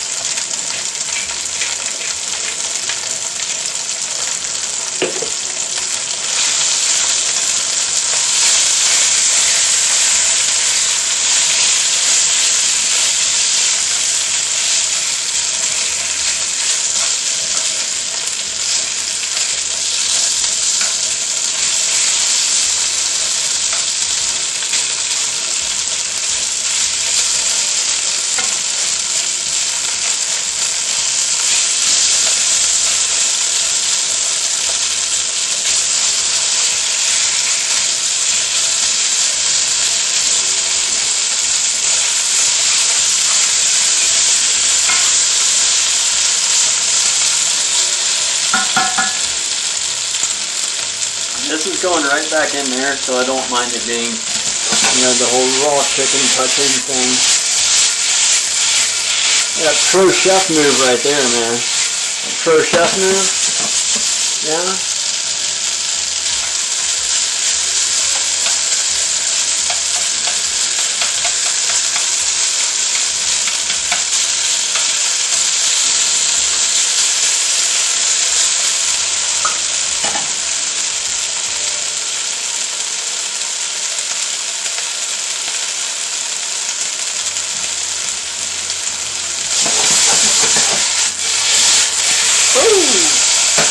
That one was flying.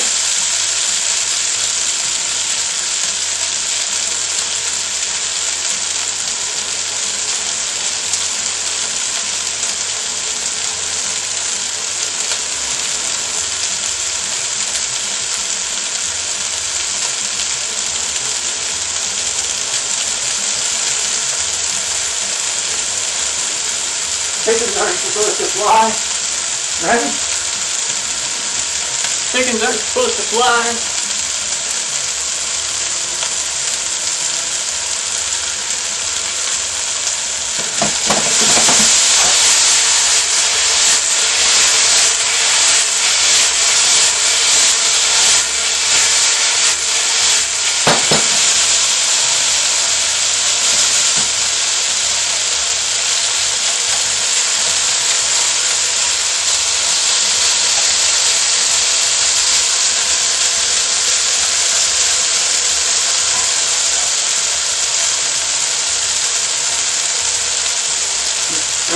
That one doesn't make its wings work a bit too late. Yeah, that one's wings a bit too late to the party.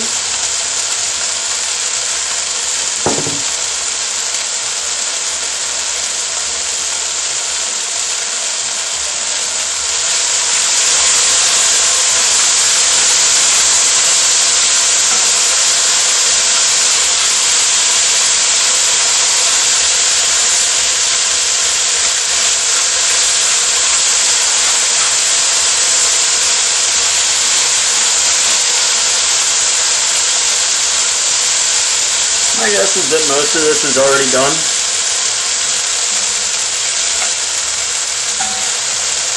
Yeah, it's done for the most part.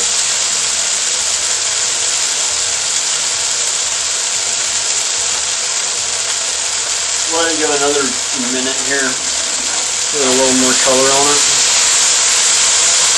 But it is cooked.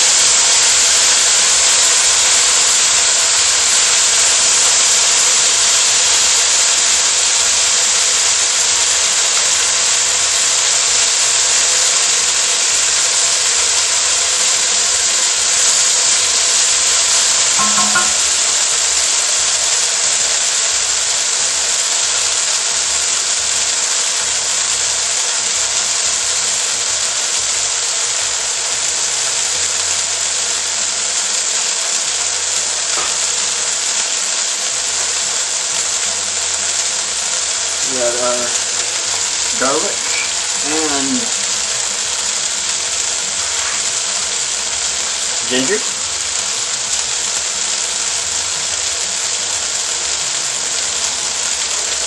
I love this thing. I use this as a cutting board scraper, but what it really is, it's from AutoZone or O'Reilly, one or the other.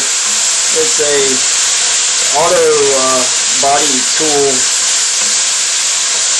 for smoothing out tents on windows and stuff. So it's a plastic thing, and you can scrape your flour and stuff off your cutting board.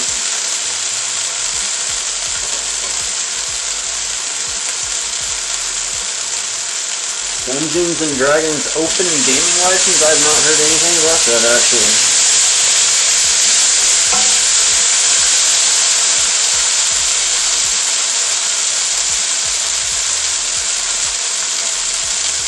Veggies are going back in.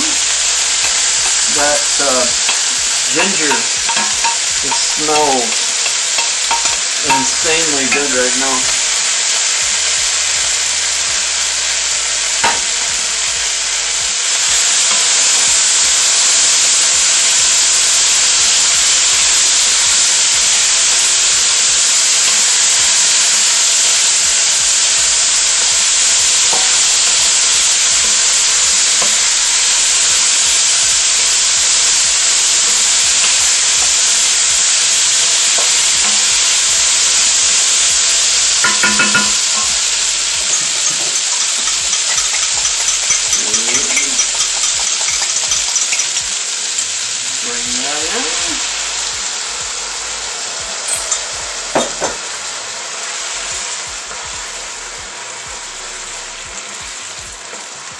coat.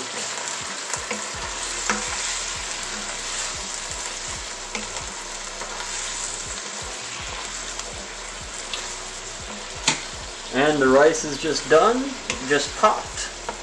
This is gonna thicken up.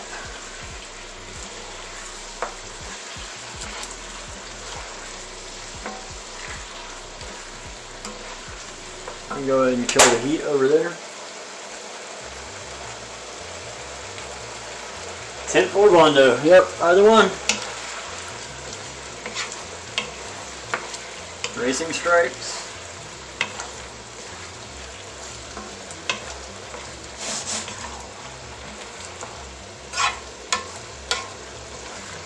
Now, does that not look like something amazing?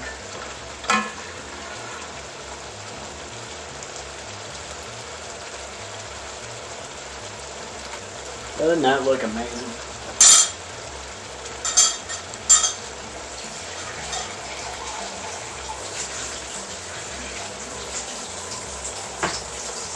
It absolutely smells amazing. That's for sure.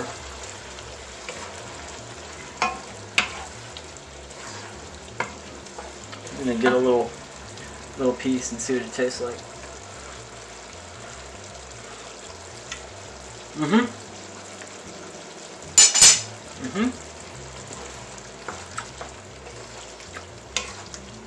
It's very gingery.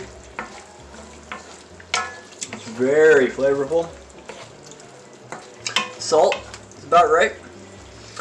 I could use a little bit more soy on mine, and that's okay. So I'm going to actually remove that from the heat. I'm going to unplug my rice cooker.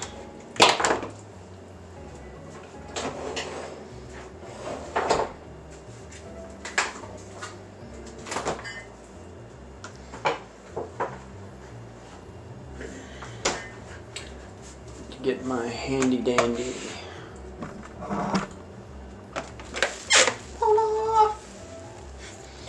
rice.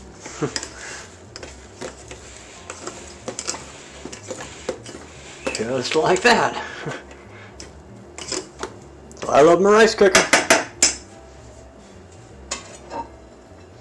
Get ourselves a little scoop of rice. Yep, a little scoop of rice.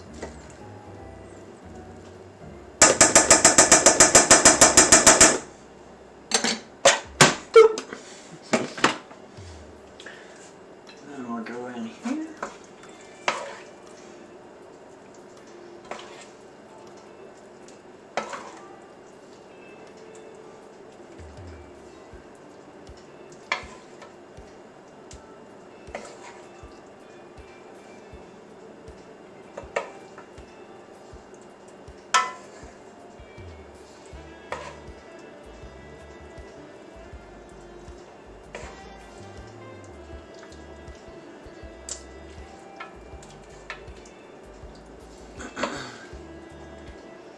No snow peas. There we go. It's a meal fit for Sean. Or anybody else that likes this kind of stuff. I'm gonna go set this down. We'll move over to the table. And we'll have a family dinner.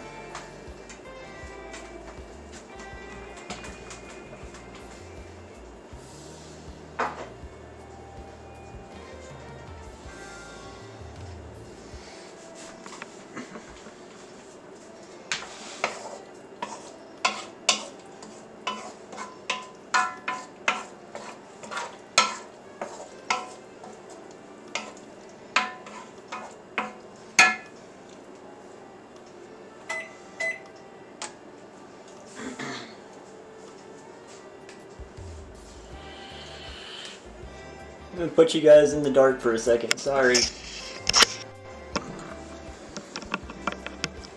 Scene transition! Scene transition!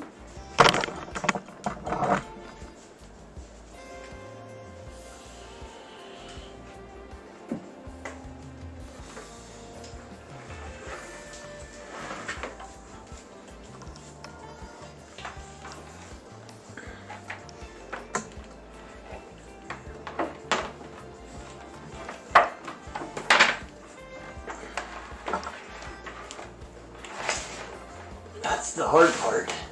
It's the scene transition.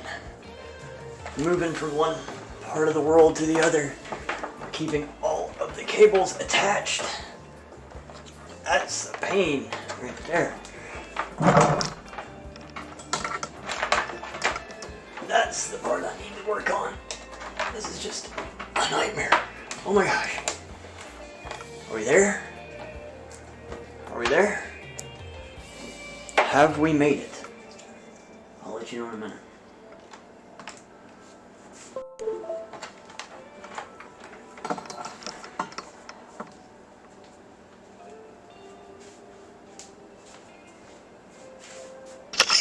Haha.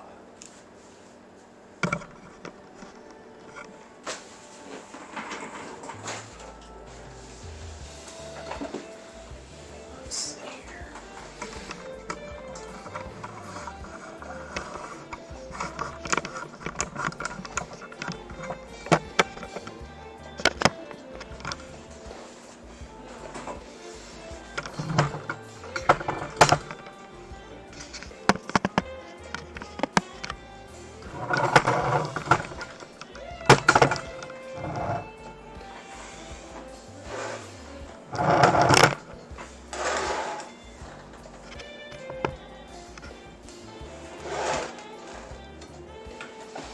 Almost.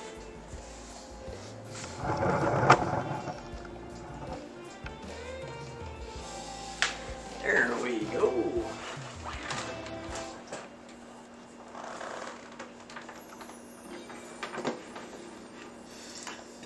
Now, let's grab something to drink.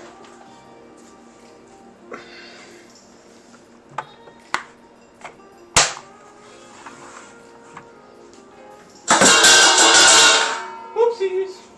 Everything's fine.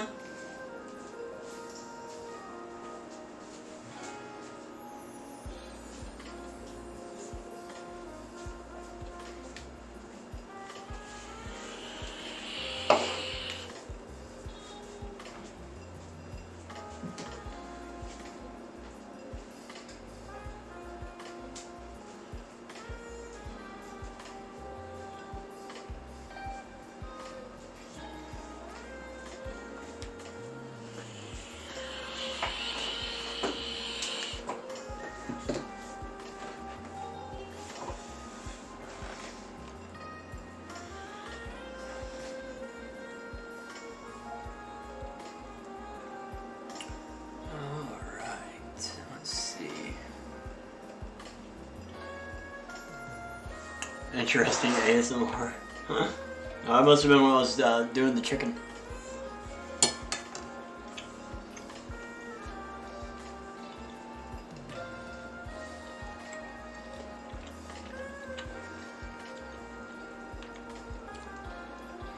This was really good.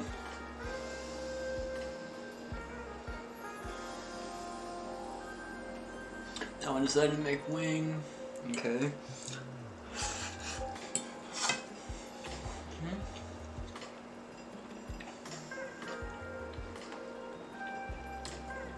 It would be good with pasta.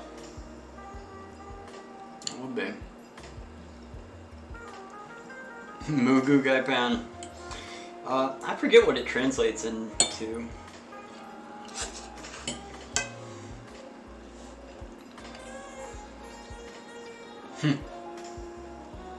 Bob was in here? You gonna work on a teleportation device? Okay guys, dinner's at my place. Bye. Bring your own plates. Yep, bring your own plates. We got a couple servings left.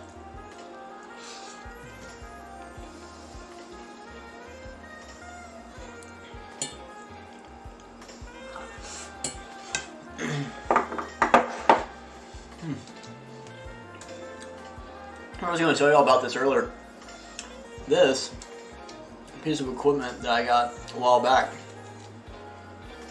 You put this end right here on a light pole, and then you can put a 1/4-20 on the top of this, anything, or you can put more lights on top of this. Either one, it's both. It's a 1/4-20 and a light mount.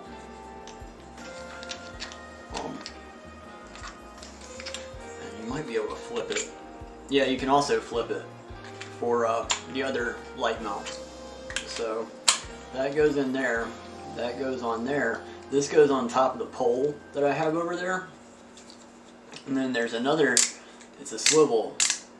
So you can make it go that way and that way and that way and that way and that way and that way. So this is what I was going to use if this light didn't work out. But so far I'm actually kind of happy with this rig over here. Surprise, pleasant surprise that I'm actually happy with the way the stream turned out.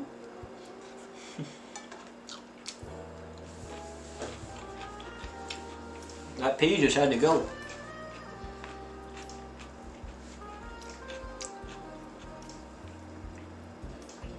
Why are you in trouble? Why are you in trouble? What happened?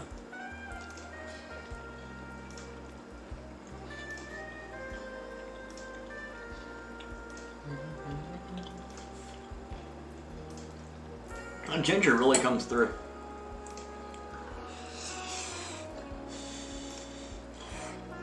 And hot.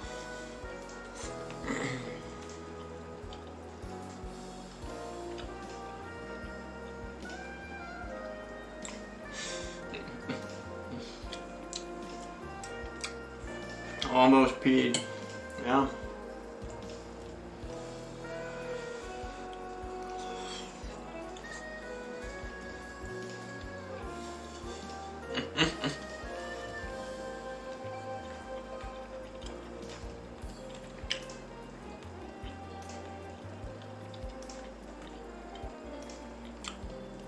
According to Google, Wikiboo says, Moo Goo Gai Pan is an Americanized translation of the Cantonese chicken and mushroom dish called Moo Goo Gai Pan. Moo Goo Gai Pan. I did look up the pronunciation earlier. It was Moo Goo something. The Gai Pen is what got me at the end. I've always said Pan, but it's Pen.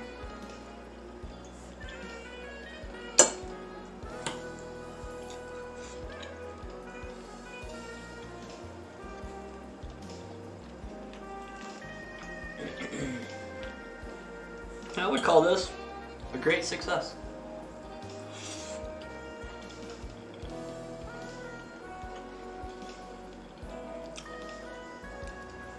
And it's freezable. Like if I wanted to, I could put some rice in the bottom of a container and then put this on top, or I could just do it all in the vacuum sealer. That's what I end up doing. Vacuum sealing it.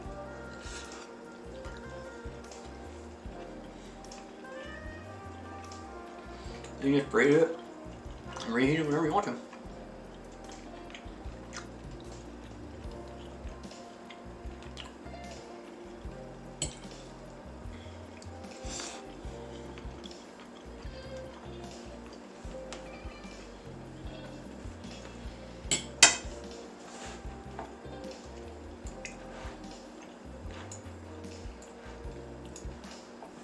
I can show y'all something else kind of cool. My dad bought me this.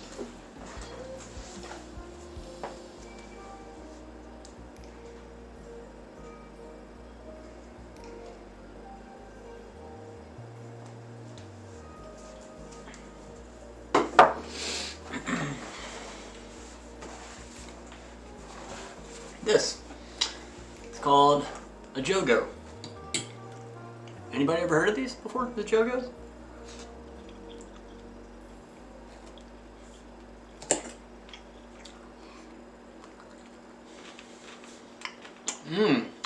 The water chestnuts. The water chestnuts are still in the can over there.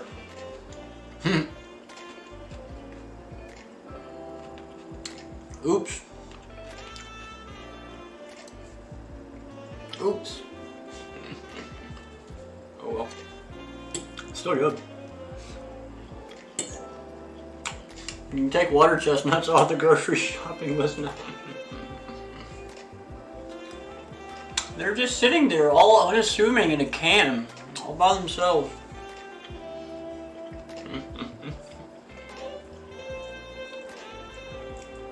Oh well. Jojo. Or the Jogo.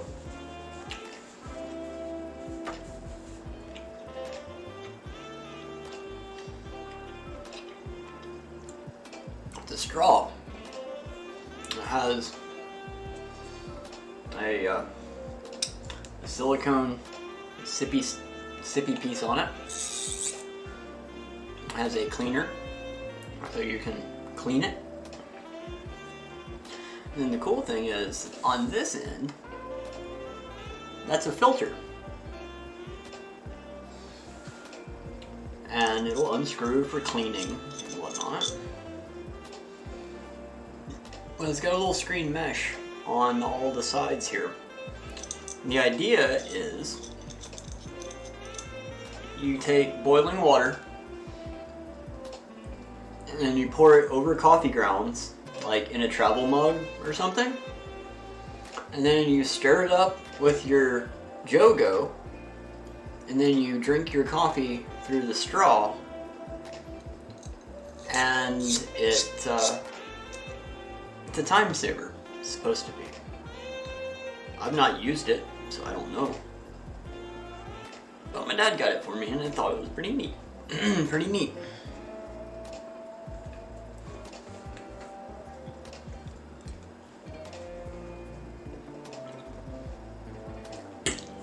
So when you make your own Moo Goo Gai, Pam, don't forget the water chestnuts.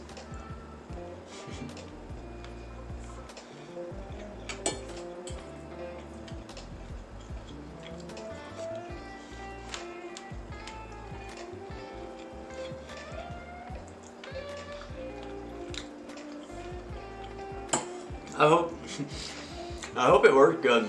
It'll definitely save me from some hotel room coffee disasters. Past few times I've stayed in hotels, man, the coffee situation has been less than desirable.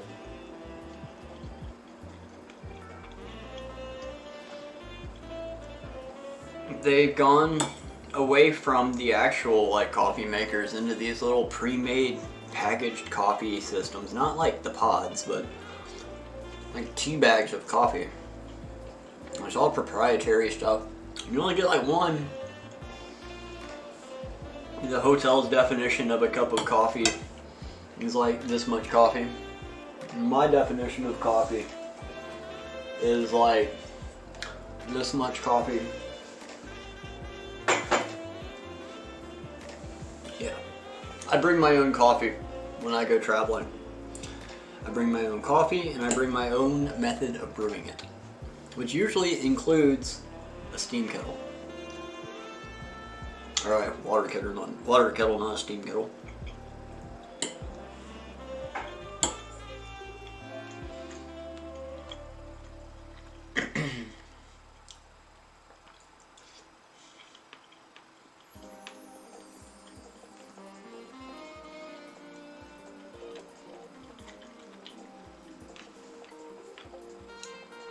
I'm getting full.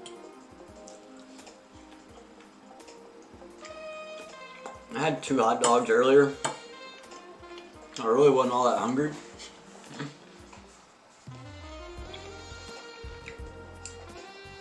But I have to eat some of it. I just made it.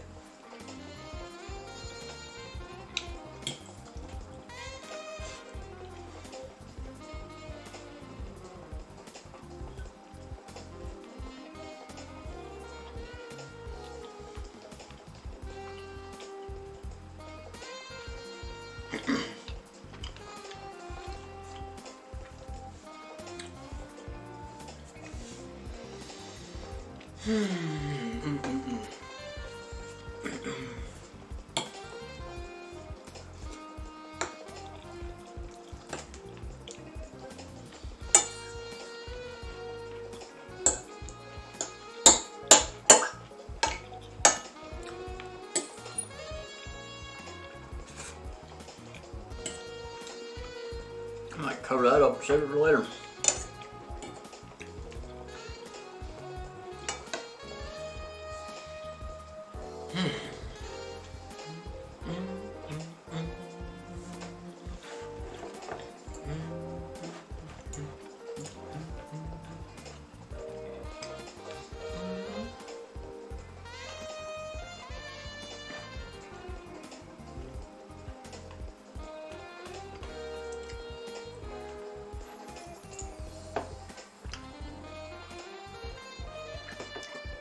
What happened? Oh, you died in the heist.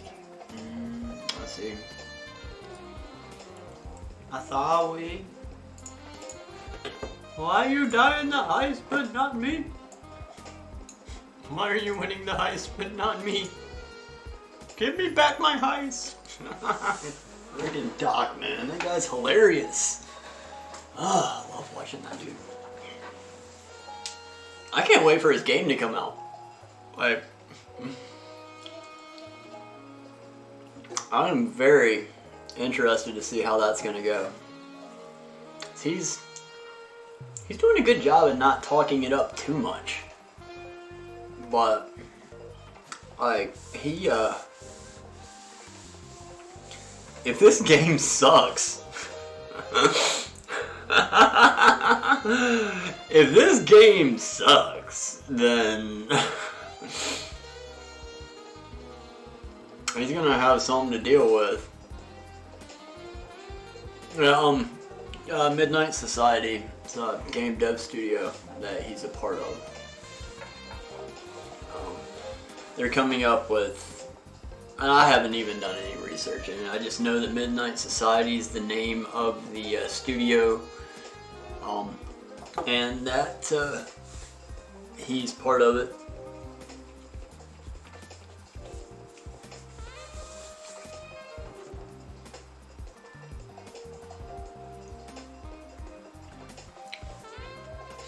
Why are you jumping in front of moving objects?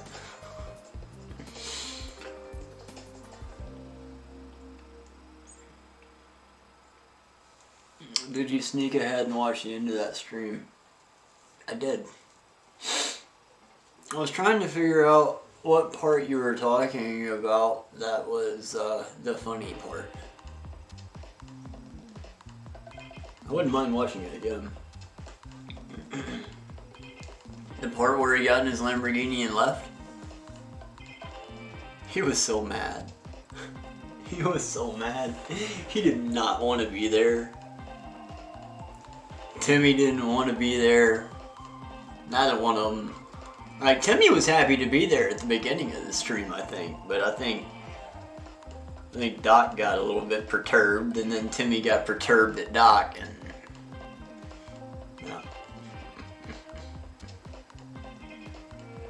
kind of feel bad for Tim in a way, because I mean, I don't know what Doc's situation is, but I think Tim's like a brand ambassador for COD. So if you're a brand ambassador for COD and you've got Dr. Disrespect screaming in your ear how much the game sucks, how do you deal with that? You need to talk to legal. You need to talk to legal about that.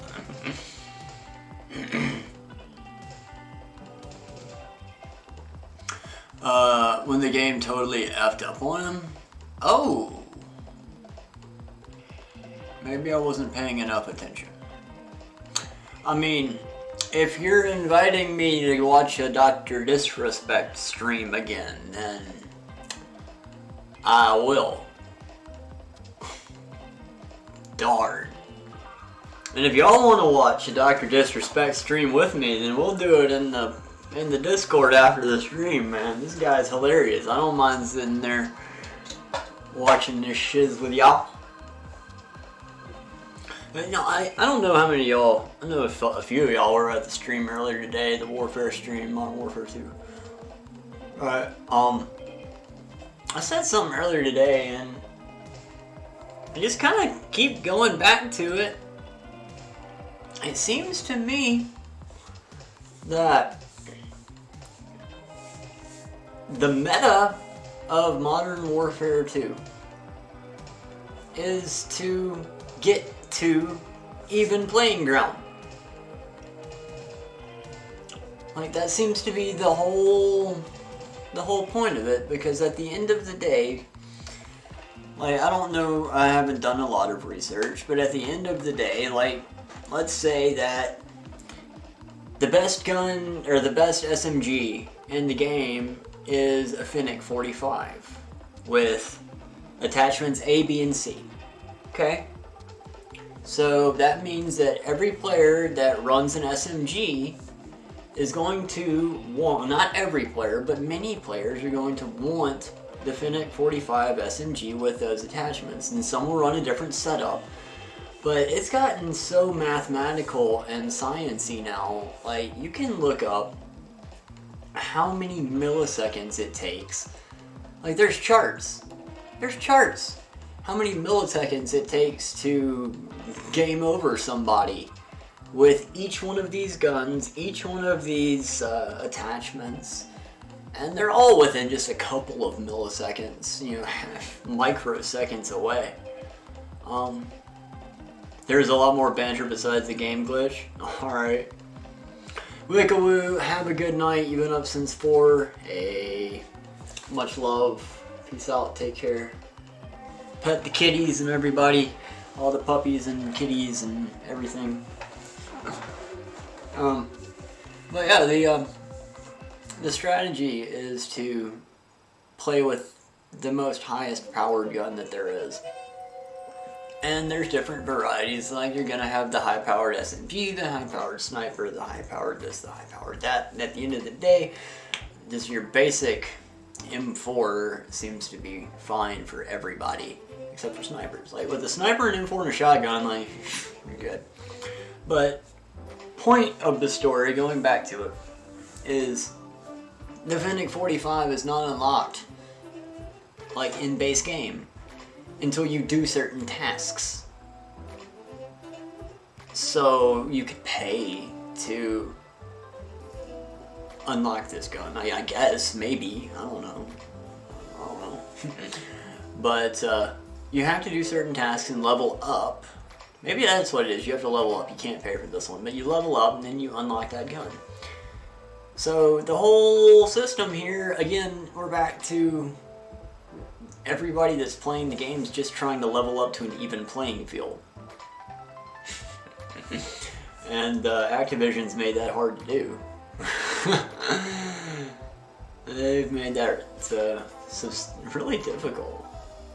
Getting all the weapons unlocked, that's fairly easy, but I don't know. I guess they're gonna add more in the future. And then there's the contraband system and the the DMZ, yeah, DMZ game. And that's really why I was kind of confused, because, like, and why I don't understand this whole having to pay $70 for Call of Duty. Like, you got Warzone, which is free. It's the same graphics, the same guns, the same combat, pretty much. I mean, it's slightly tweaked, but it's free. You got DMZ, which is team-based missions against other players and AI. So it's like Grand Theft Auto, kind of, but in Warfare mod, Call of Duty. There we go.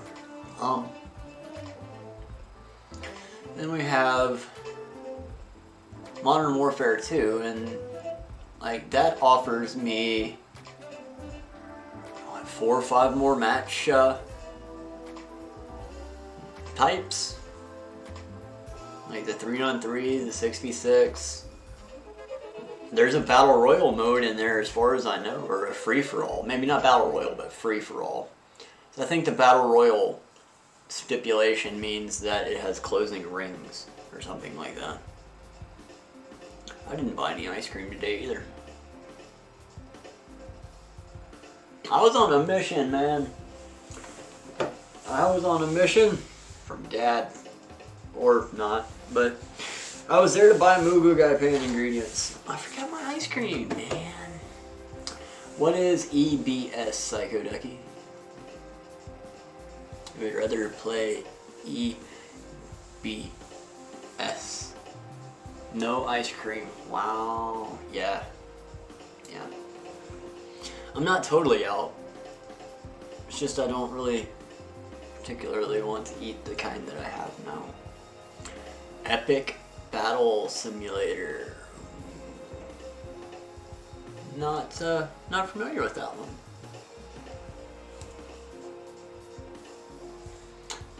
I'll just have to go back to the grocery store. I mean, I was ready to go. Honestly, I was ready to go. I had been there for a while. There was this dude in there. Like, he was approaching customers and giving them shopping advice and informing them of like stock locations of items inside of the store. He doesn't work there. So, yeah. Eat the mochi. Okay, I'll eat a mochi.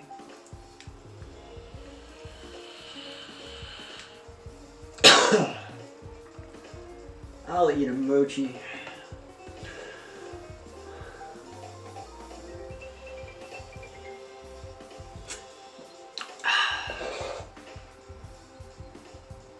This music's nice.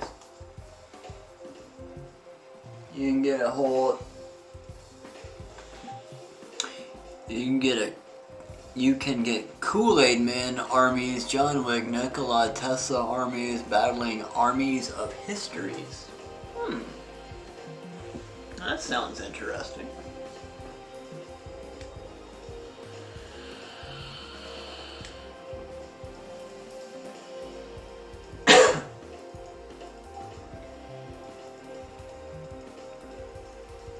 You want ice cream, but you're having another cold spell again. Let me go put this in the refrigerator, and I'll grab some mochi. I'm just spin y'all around.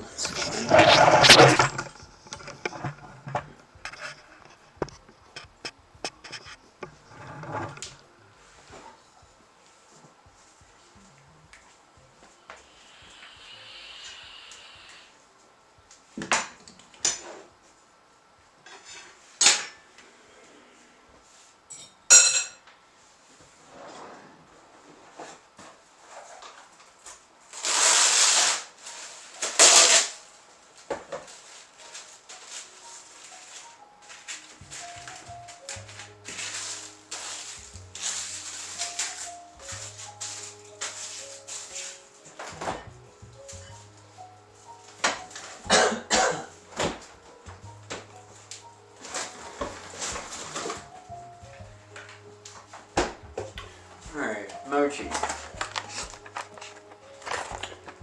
My mochi ice cream. Cookies and cream. Premium ice cream in sweet rice dough. Cookie flavored ice cream with cookie pieces. Step 1. Chill in the freezer until my mochi nom nom time. Step 2.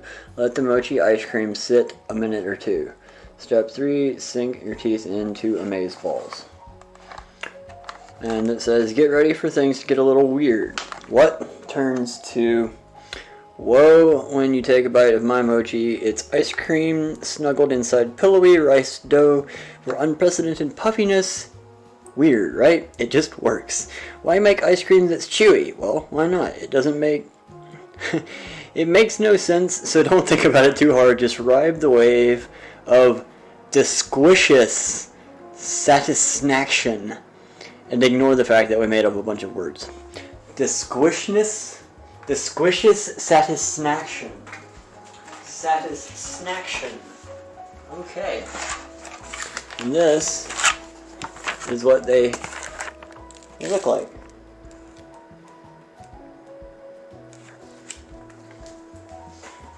I can't get no satisfaction. I can't get no satisfaction. Go.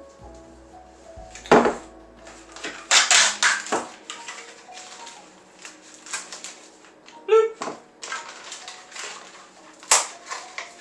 Bloop.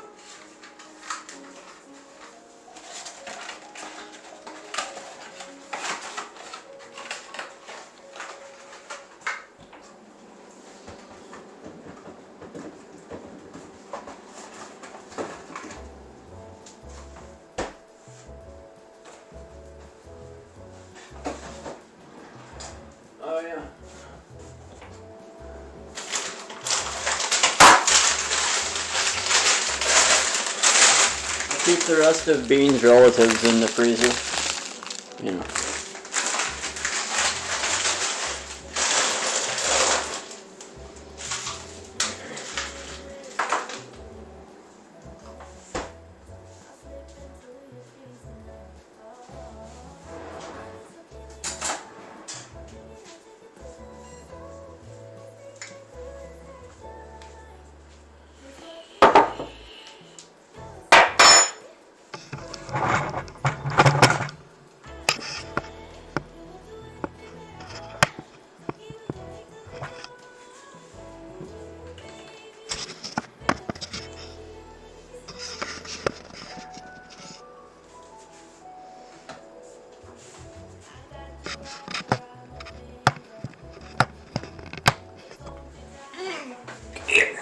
Brains!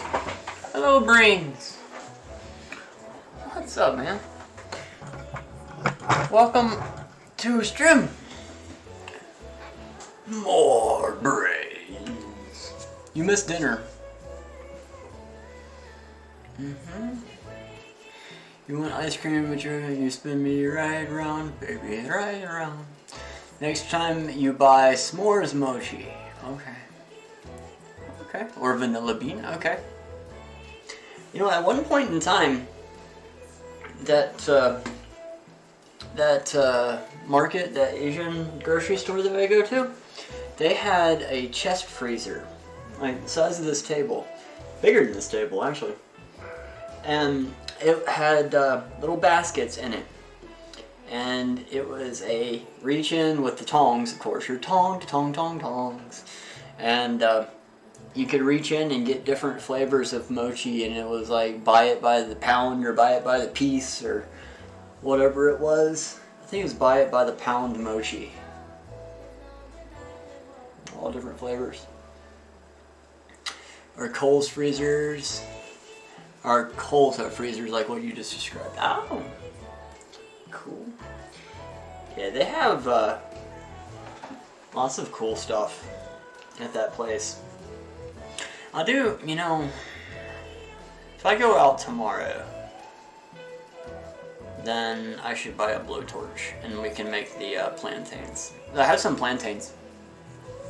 I think you're supposed to wait until they turn brown to use them. I'll double check that. Brian says, for my dinner, I made some grilled fresh made meatballs, made them Italian style, then grilled them. Delish. So, pork and beef, beef, breadcrumbs, Italian seasoning, salt, pepper, pavlova. I can't make a pavlova tonight, unfortunately.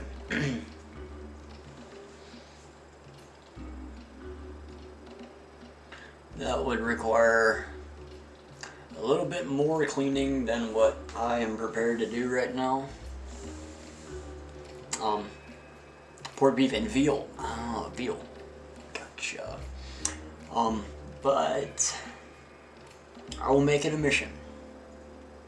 I will make it a mission on this upcoming week's cooking stream, whatever day that's gonna be.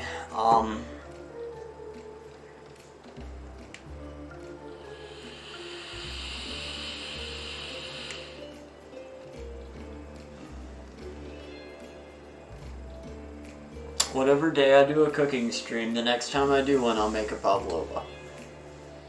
And I will try to do it this week, and I will try to find some of that passion fruit puree.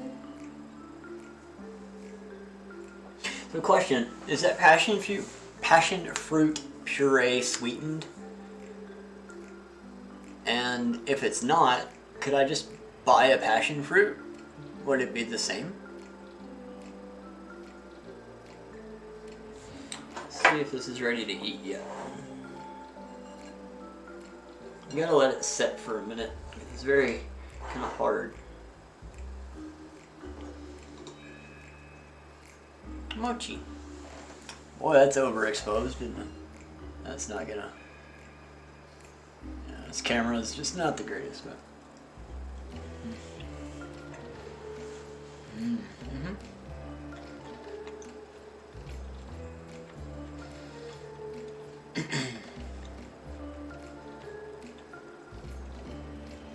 I've not had their grilled Italian style. I will need to try those. And this is so good. That little bit of extra texture just really makes it. You know, it's almost like freezer burnt ice cream, but in the good way.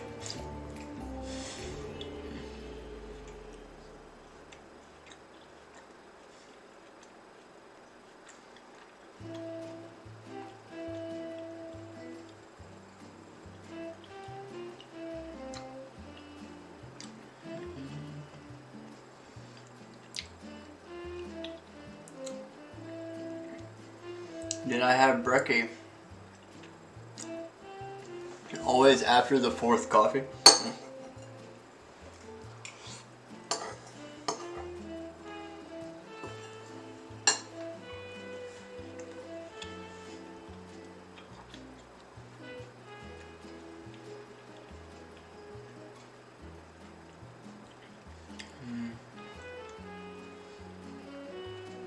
So good.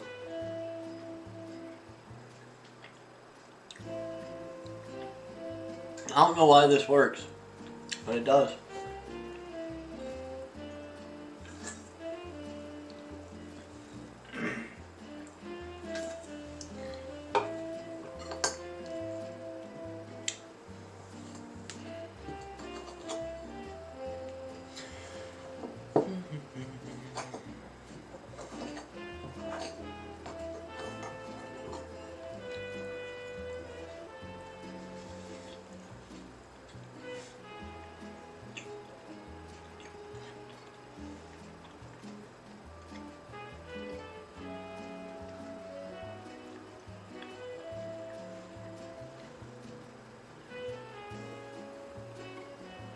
What was for breakfast in Australia?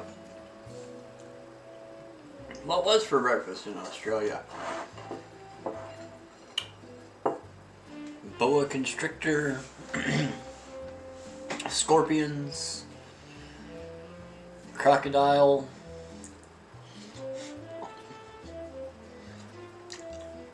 scrambled eggs and tarantulas.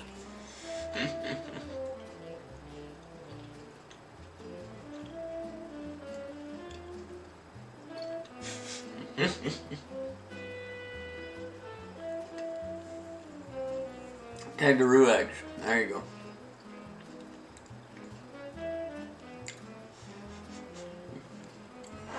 Kangaroo eggs.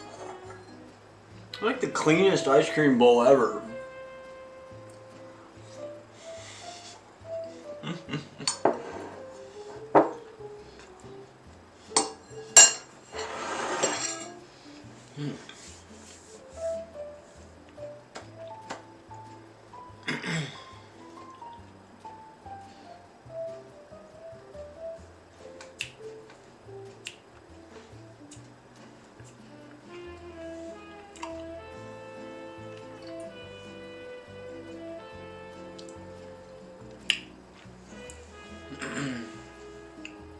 Alright, Ducky says crunchy nut flakes.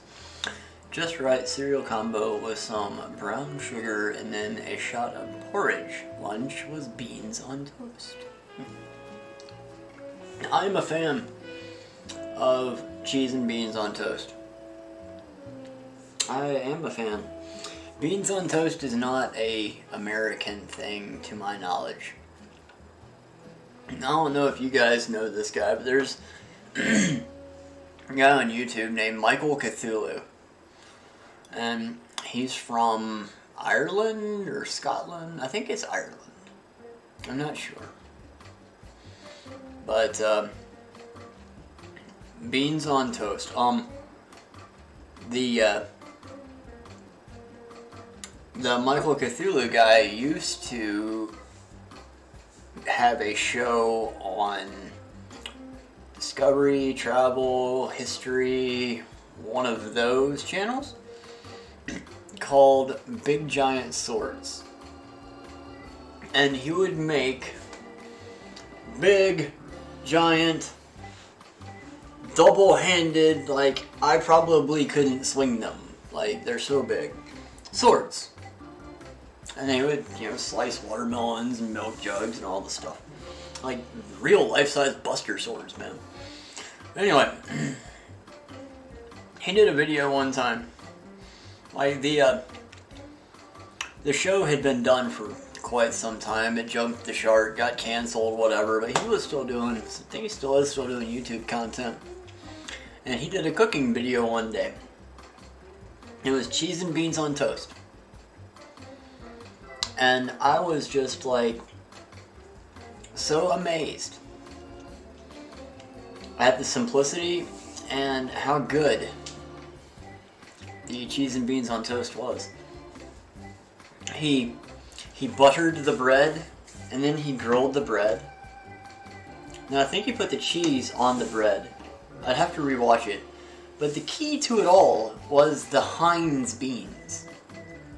See, in America, we have different beans. Mondo! Cheens and bees! Cheens and bees! No, we have different beans. Like, we have pork and beans, and we have pinto beans, and we have the baked beans, the Bush's beans. And we could have a whole show on beans. I might even show you my legumes, if you're not careful.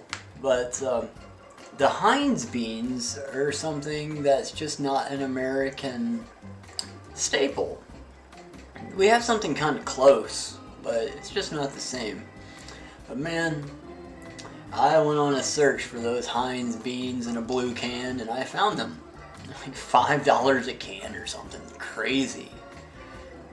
They're getting more readily available now, but the cheese and beans on toast, that's the secret to it. You have to use the Heinz beans in a blue can, or else it's not cheese and beans on toast. It's just not. Ah, my legumes. Legume reveal.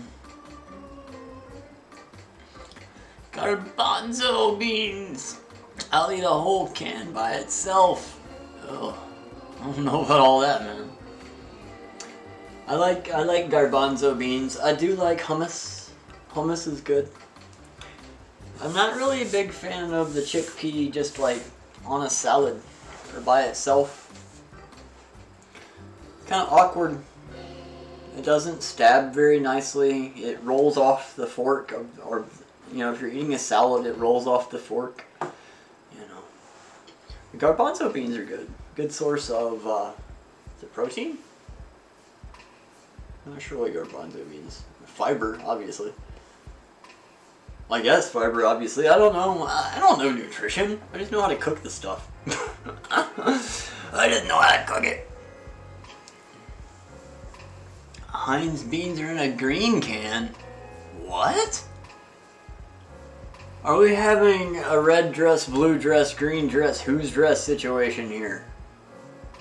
Is that what's happening? I thought that can was blue.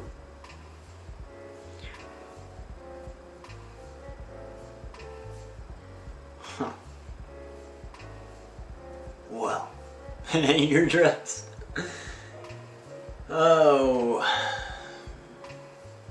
100,000 subscribers and Whit wears a dress, right? I want to go and look for beans now. Let's go look for beans, everybody. I'm going to show you my beans. My bean closet. I want to see if I have a can of these, seriously.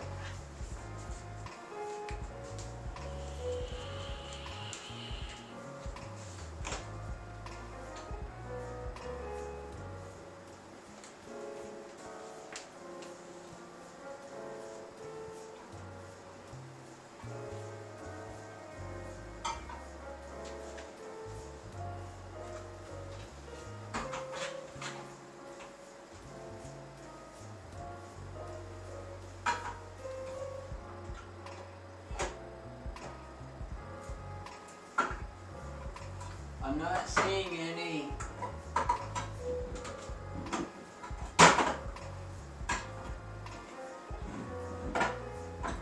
I don't see any.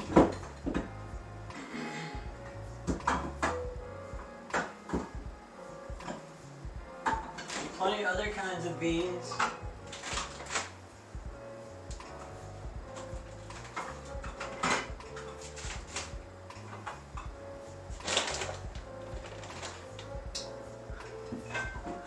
Look at what I found.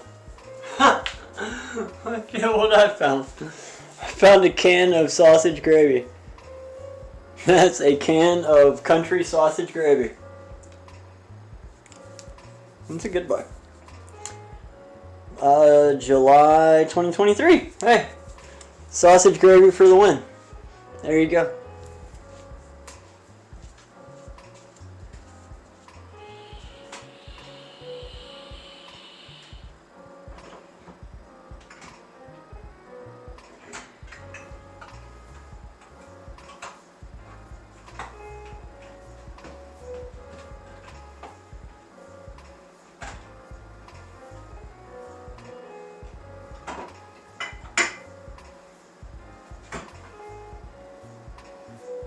No, I don't have any of the Heinz beans. No Heinz beans, just a Heine.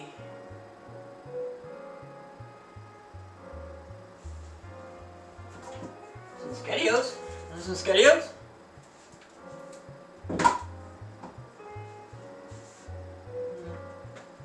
Tried.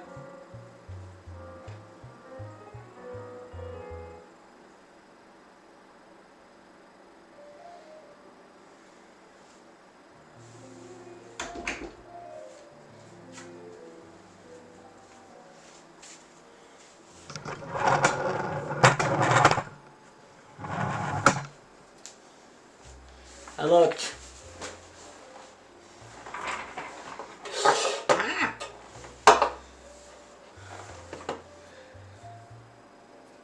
Alright. Let's take off the damn dress. What dress I wear in my own time is my own business. Keep dreaming, buddy. Oh my. How many socks have you sacrificed? Oh dear God.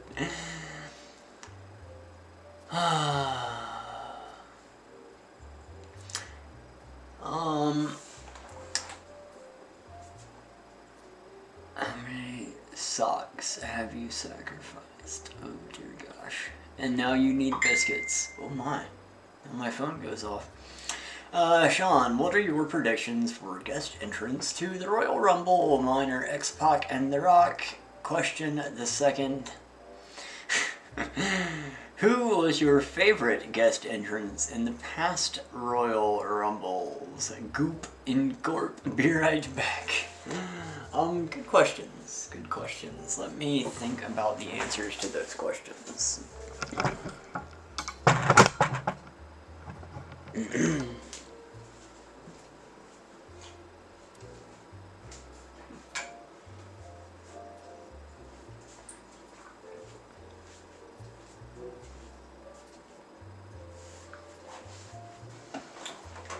Let's see here.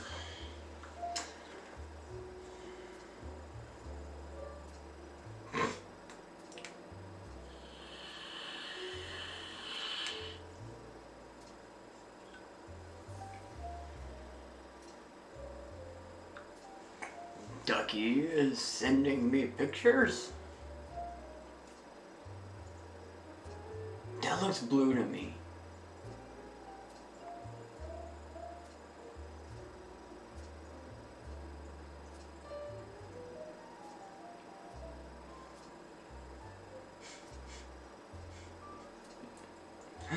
How did you... Hold on. What is the y'all about this? I think that was a straight up Jesse. This can looks green to me. That can is green. If Jesse weren't already serving life in the woodshed. Uh, whose life and what are they doing in the woodshed? And why is Jesse serving them? I got like a bar and grill in the woodshed or the tool shed. Whatever.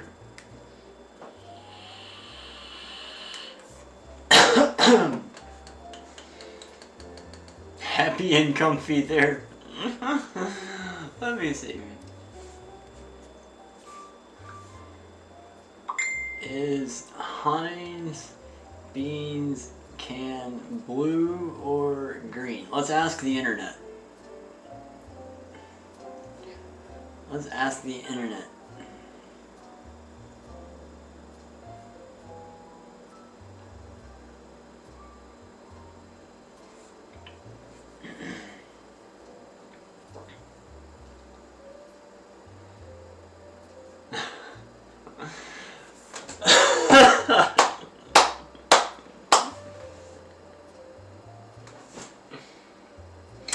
Alright, so as usual, when I have to question something of the utmost importance, such as the color or the hue of a Heinz can of beans, the first result is from Pantone. And if y'all know about Pantone, y'all know that Pantone is a color scale kind of thing. So, the result. The trademark Heinz Beans Turquoise, sometimes printed turquoise, and on other materials printed bluish green or even greenish yellow. So it depends on which printer it came off of. We're both right. So we could be getting ours from a distributor that has a printer that has a different ink supplier than you guys do. Yeah. We're both right.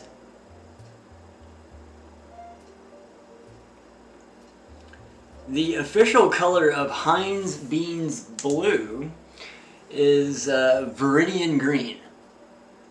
Explain that one.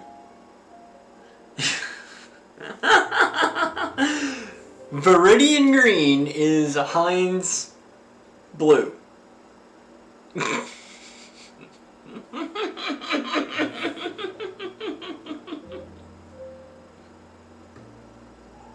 And it's a trademarked color. It is a trademarked color.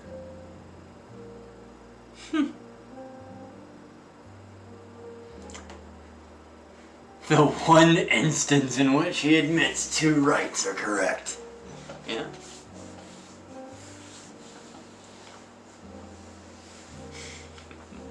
GG. We've learned something today, everybody.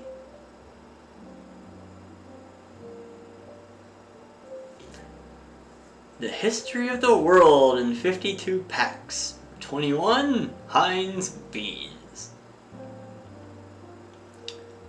Sit here and watch bean footage all night long. Roll that beautiful bean footage. And we have something here called Showboat Pork and Beans. Showboat Pork and Beans are good. You live in Pennsylvania, home of Heinz, and all of our cans are white with red lettering. And these particular beans are a distinctly British thing, if I'm not mistaken.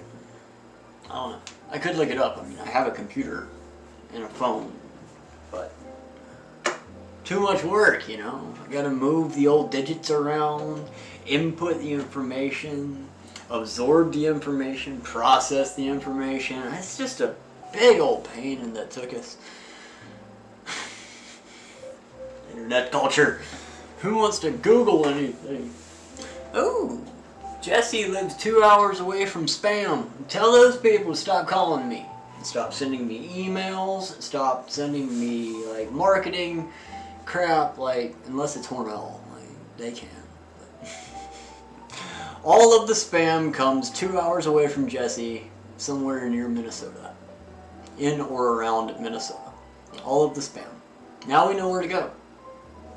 Now we know where to go.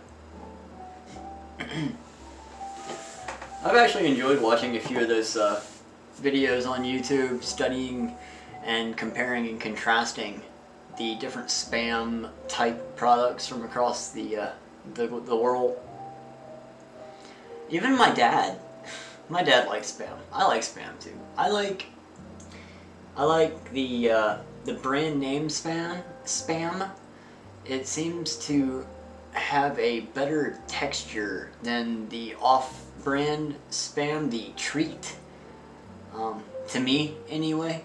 Some people like the treat better than the spam. I think the spam is better.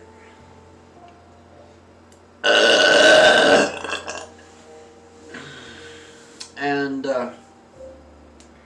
he went out to the $1.25 store and bought some spam, and he cooked up some real spam and some normal spam, and yeah. Oh man, I've got like a 4-pack of spam, or a 2-pack or a 4-pack of spam. Let me see what I got on the spam front here. Hold up. Oh yeah. Oh yeah. Oh yeah. Yeah, we got the double pack, classic spam. Oh yeah. Double pack right there. Good shit. And then we have the spam with bacon. Oh yeah. Good until December 2024. Oh yeah. 30 cans of spam, dude.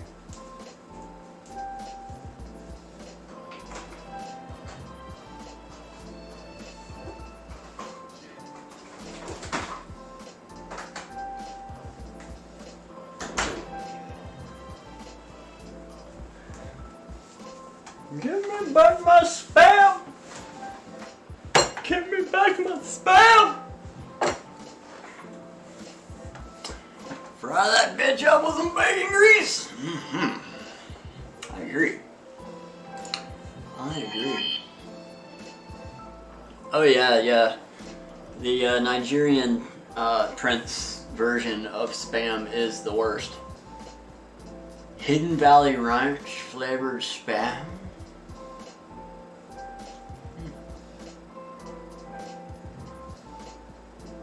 Hey, y'all want to know a good recipe?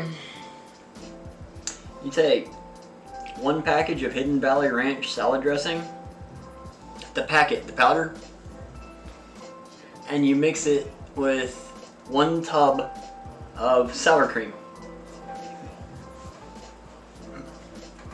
For like 20 minutes, you do this. You get it mixed up all good together, and then you let it set for like a few hours. Ideally, you can serve it immediately if you want to, but ideally you let it sit for a few hours.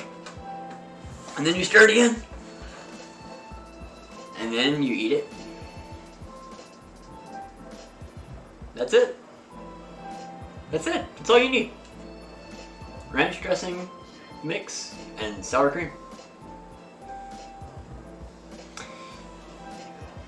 Do they have ranch flavored bugles though, and soon CTC bugles? CTC. What do CTC mean?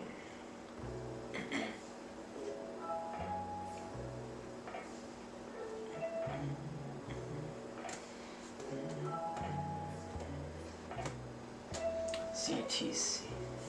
I have to make a notation on my board over here really quick. My organizational board.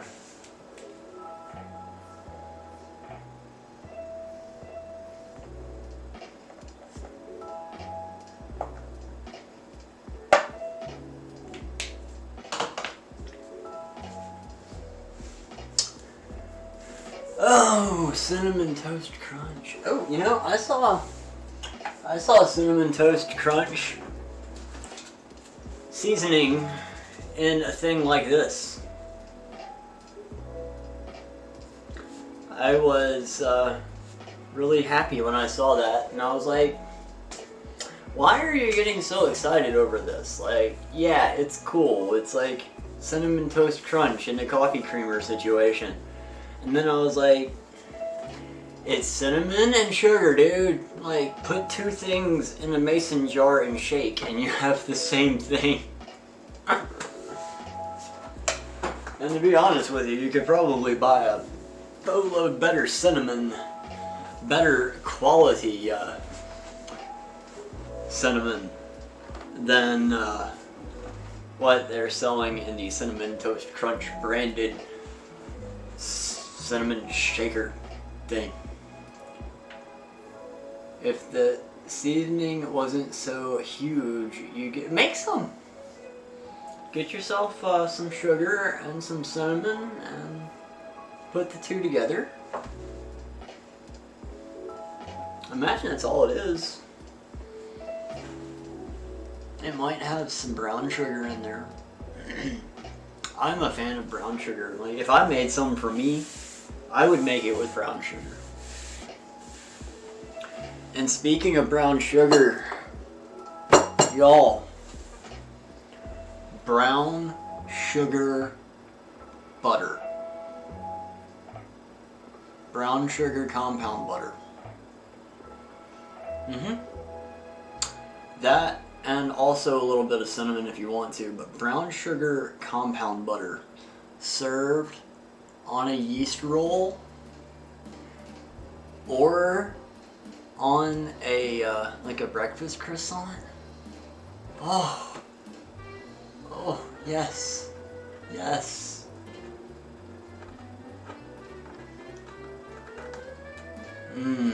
Great on a baked sweet potato. I have some of those down there too, some sweet potatoes. I got on a sweet potato kick one day and I wanted sweet potatoes, so I bought like 3 of them and ate one. My wife, she got the cinnamon brown sugar Pop-Tart flavored coffee creamer today. Ooh. Yeah, Whit told me I needed to try that.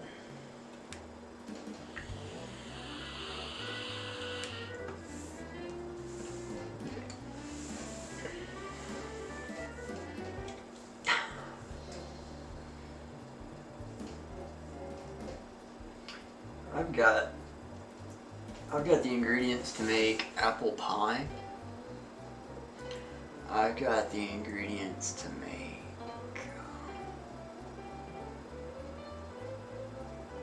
You know what? You know what?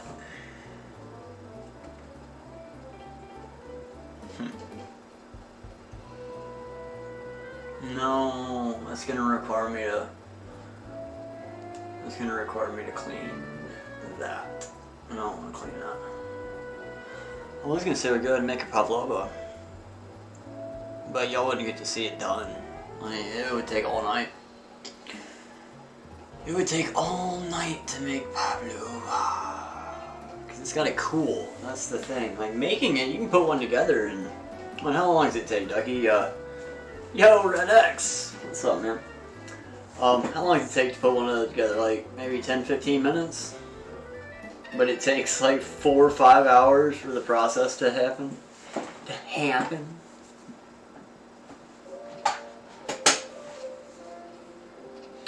Welcome back, Red. How are you? How was your break? What'd you do? Did you play some virtual reality gaming? Did you play with Dashi, your puppy? How's your puppy doing anyway? Your puppy ferret. Puppy ferret. Friend.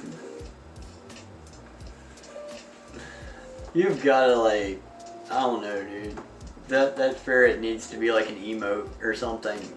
Like, I don't know if you're affiliate over on Twitch or whatever, but once you make affiliate, man, like, you need to make that ferret an emote. Like, just that picture you sent me, you're like, it was so freaking cute, dude. It was so cute. Make an emote over here too, if you're monetized over here.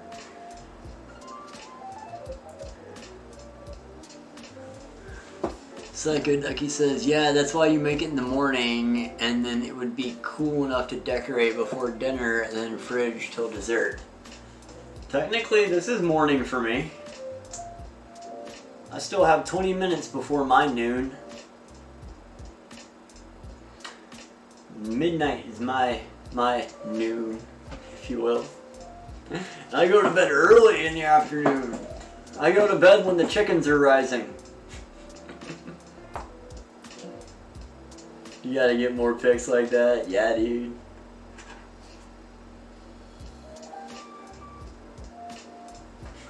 I wanna meet your ferret! I wanna meet your ferret! All these animals, man, it's making me want a kitty cat. I want a kitty cat and a doggy. But that makes traveling so hard. Cats don't make traveling hard though. I mean, you can set a cat up with a few days of supplies and they'll be fine. Dogs, on the other hand, though. And then, like, my friend moved to Arkansas, so he's not available anymore for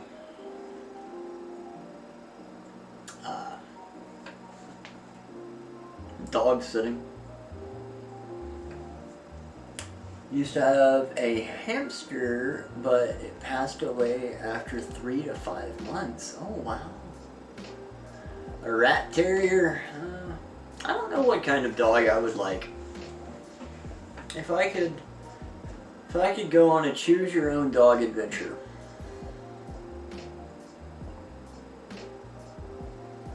Dogs get anxiety, cats don't give a... Old man eyes can't read that far away. Toss. They don't give a fuck. Yeah. Yorkies are awesome. Jazzy was awesome, man. Like he was a mutt. He had Yorkie in him. But like his previous owner said that he had Yorkie and like Poodle and Westie. He was more of a Westie. He was a chunky Yorkie, you know. Yeah. But he was just the right size. I mean, he was just the right size. Like, just big enough where you could wrestle around with him a little bit, but not so big that it's bull in a china shop, like running through the house knocking all my stuff over. Your lizard's time is coming up soon too. Oh. What kind of lizard do you have? I don't recall ever reading that yesterday. I saw the aquarium in there, or terrarium, or habitat in the picture. You probably told me and I've forgotten. I apologize. Yeah, I wouldn't want anything too big.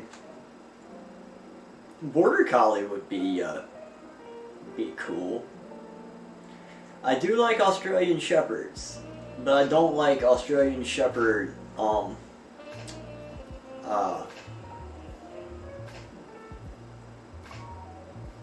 energy. Australian Shepherd energy is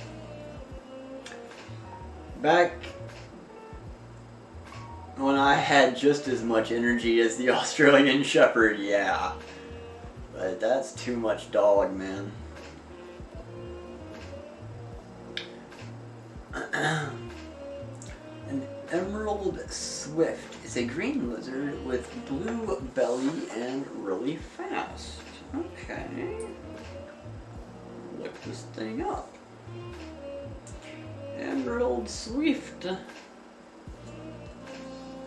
Oh wow, it looks like a cross between like this one here.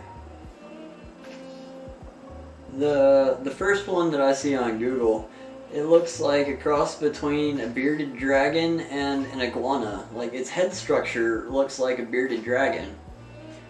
And then the rest of it kind of looks like an iguana. And its colors are beautiful. Wow. I'm not familiar with this animal. I've learned something new today.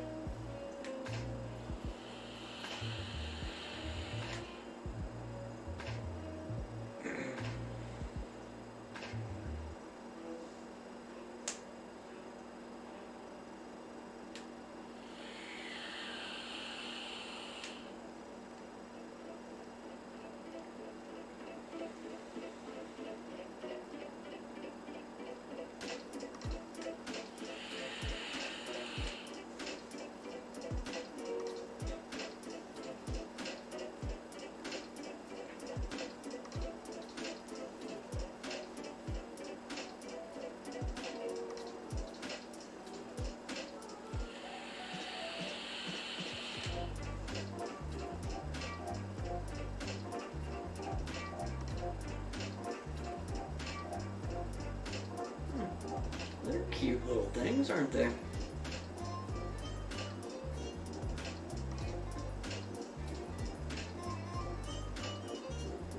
Oh, they're arboreal. And they really like their humidity. 15 to 20 large crickets weekly.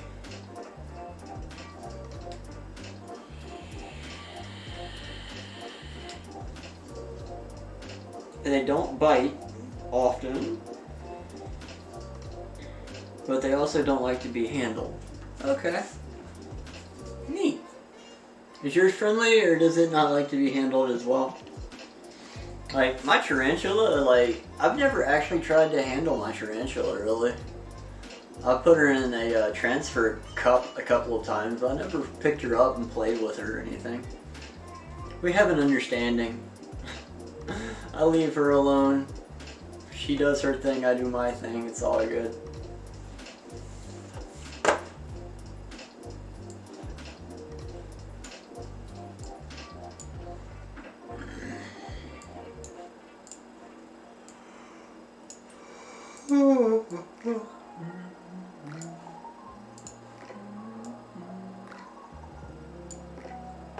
He's so cute though.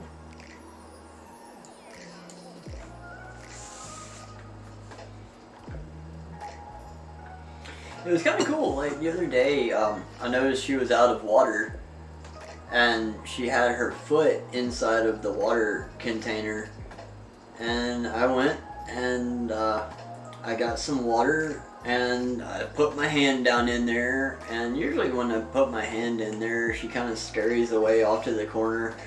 But this time she just kind of picked her foot up, moved it back, and set it down, and I refilled the water container, and then she, like, just went over and got some water. Okay.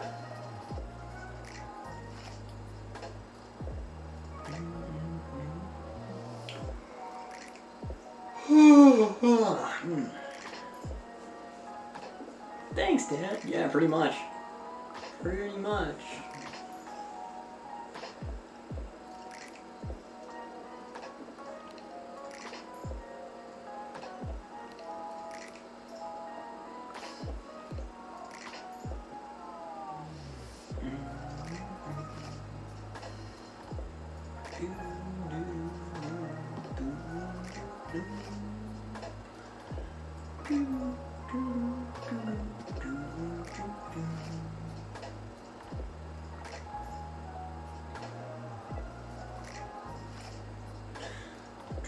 I was thinking about doing Lego. I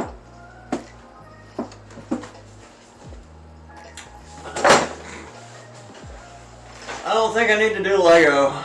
I've thrown vegetables, I've thrown chicken, and now I've thrown a Lego set. I don't think I need to do that. I probably need to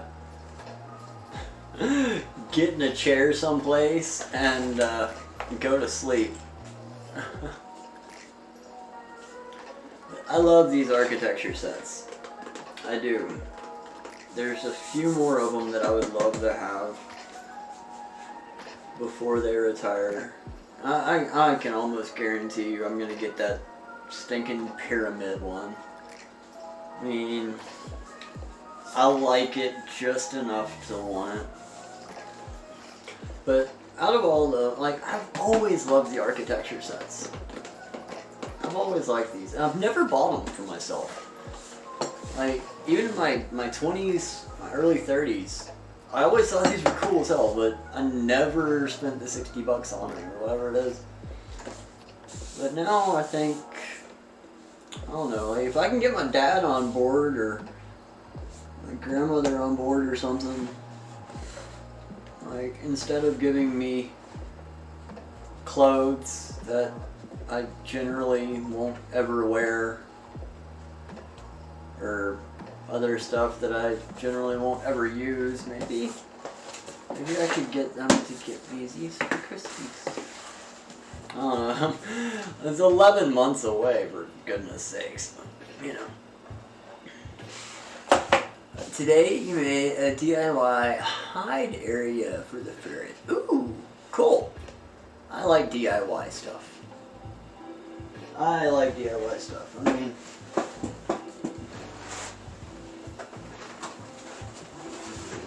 can you tell? I like DIY stuff. I got a Sawzall right here. I've got an angle grinder over here. Got a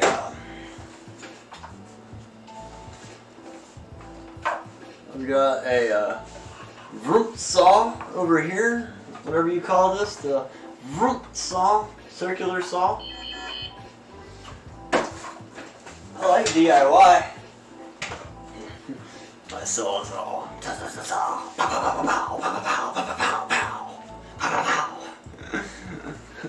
That's not DIY, this is DEMO. Sir, you have enough tool. I am the tool.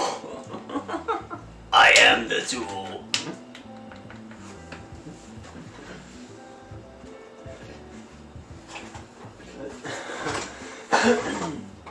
We are in my kitchen, by the way, just letting you know, we are in my kitchen.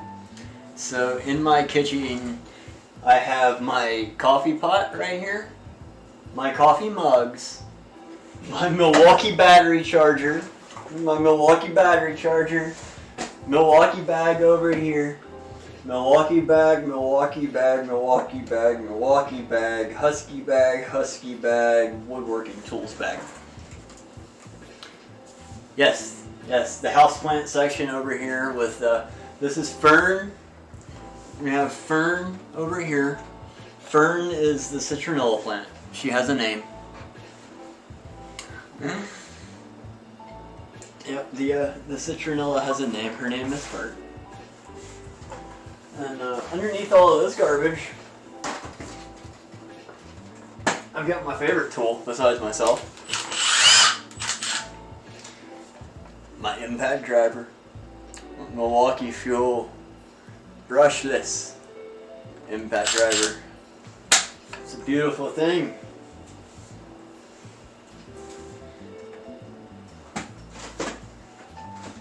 Want to see my tool belt? I have an awesome tool belt. Not many people have ever seen my tool belt because I never wear it unless I'm working at the haunted house.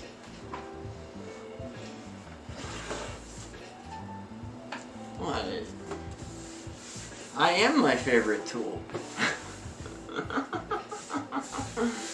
Dude, my tool belt's freaking badass. Like,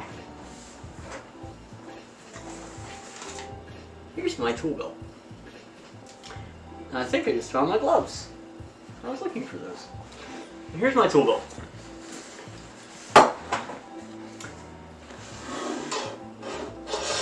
In here, we have our square. We gotta have our square. Gloves. Are these my good gloves? No, these are not my good gloves. I can't find my good gloves. I've lost my good gloves.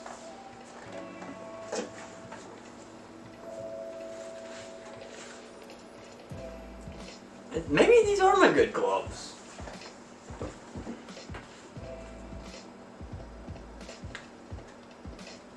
I can't tell anymore. They used to have blood on them. I need a new pair anyway.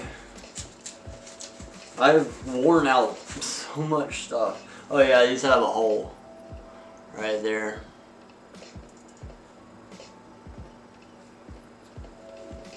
These have a hole in them. These are the best work gloves like I've ever had. Better than mechanics gloves, better than any other glove. Like, these are the best gloves. Milwaukee demo gloves. So anyway, we have my gloves. And then in here we have this 2-inch screws. Down here we have 1-inch screws. Over here we have box cutter. And then we got the hammer ring and all that good stuff. Then on the other side, I've got my CLC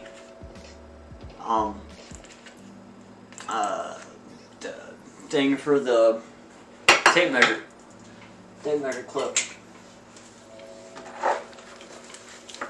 So this goes on there like that. And my tools have green on them. If you can't tell, I spray painted my tools green so I know that they're mine when I leave. So yeah, that goes on there like that.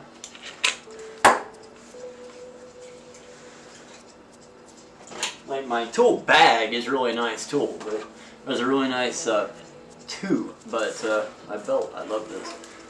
This is the real cool part about it. The belt itself. The belt itself. It does one of these numbers. Ah. And then it comes apart.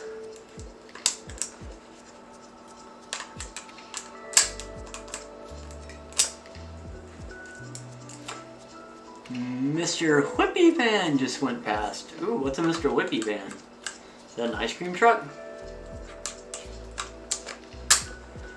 I very rarely get to use this thing, but man. Yeah, this is the this is one of those Cobra clasps. And it's a 511 belt. Like, the belt itself is like thick, dude. Like, I am holding my tool belt by the belt, and you can see it's not budging. Like, look at this thing. Like, that's crazy. 511 makes great products. A great tool belt. This goes on, goes in, boom, boom, boom, boom, and now you're all ready to work. Just take your measuring tape, put it over there. You got all your stuff right here. You actually, I like to move these around to the front, and you can just drive your screws. Get your thing. There you go. Good humor. Our ice cream trucks have actually gone the way of being privately owned. Like, they don't really carry. I mean, they carry the novelty stuff, really. Yeah, they're just like whoever. Yeah, I don't even know. I think we had someone that like ripped off Mr. Tasty once from Pete and Pete.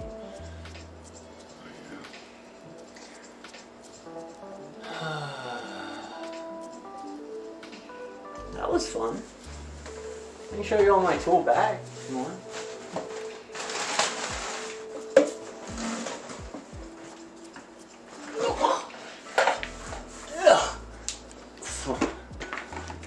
actual tool bag.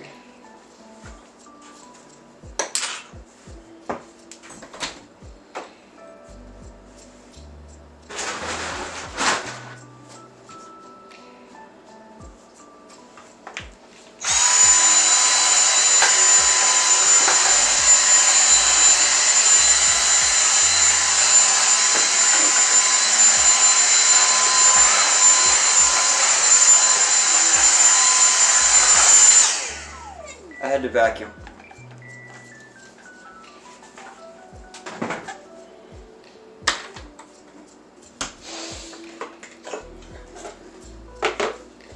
So normally I have my DeWalt bits in there.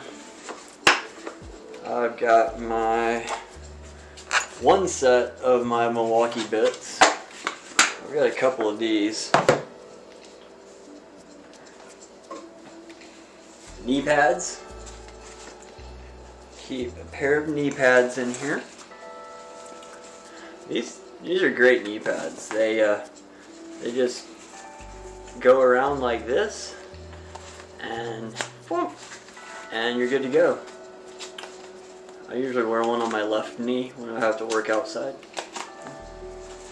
Knee pads and a hammer. Gotta have a hammer. Calipers. Face mask. 2 different kinds of mosquito repellent. Some coffee grounds. These are batteries. Double and AAA batteries for headlamps. Here is another light for working in the dark. Another light in there. Chalk line, in case you ever need a chalk line. Extra pair of work gloves. A hanger hook for my drill, in case you ever want to do that. I stopped using it because it was counterintuitive for me. Sunglasses. Safety sunglasses.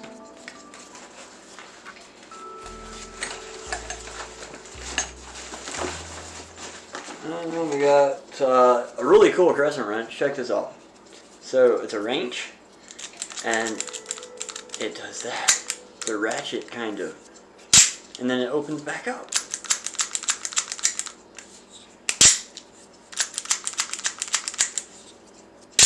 Really cool wrench, huh? We got that. Got a standard adjustable wrench. Got, let's see, one of these is a screwdriver and one of these is not. This is a screwdriver and this is a chisel, basically. It looks like a screwdriver, but I use it as a chisel, therefore it is a chisel. You got a handy dandy sidearm there. We have a hat, a toque, in case my ears get cold. The pair of gloves, different pair of gloves. Have I've got to get in here and actually clean this. This is my lockpick set. In case I ever have to pick one of the locks on one of the things that we have at the job. Actually had to do that this year. I had to pick the locks on some lockers over there.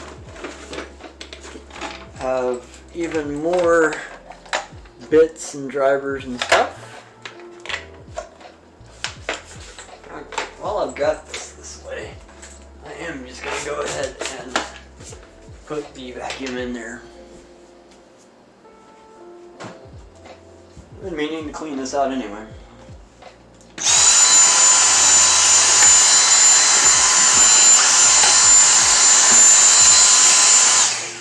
Longer tube.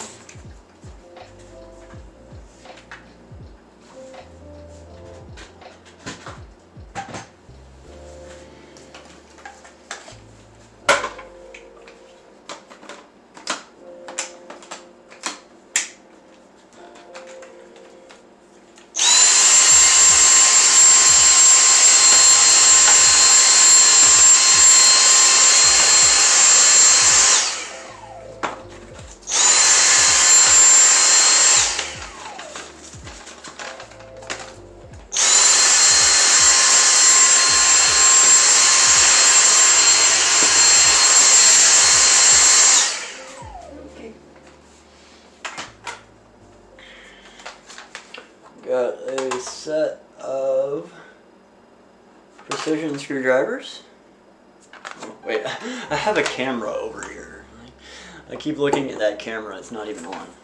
Precision screwdrivers, which got sprayed with the mosquito spray and now have a texture on the case that's the same as the texture of the inside of this bag.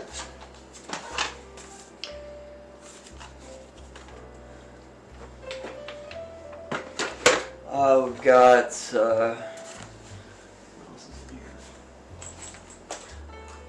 Some safety goggles. Don't forget your safety goggles.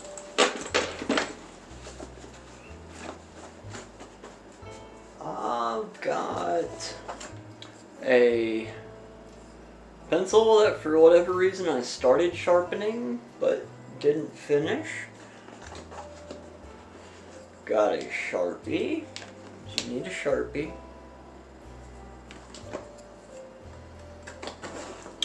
Got pliers. Got some other pliers. Got a little knife. Little cute thing. And a couple of stubby screwdrivers.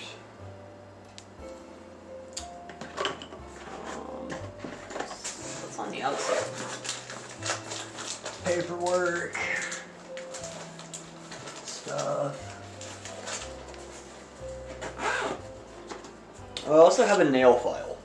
These are very important. Little nail files, emery boards, another razor, paint pens, silver Sharpies, remote control to something. I know what this is for. I know exactly what that's for. I'm glad I found that. Bits. More bits. Got a multi-tool.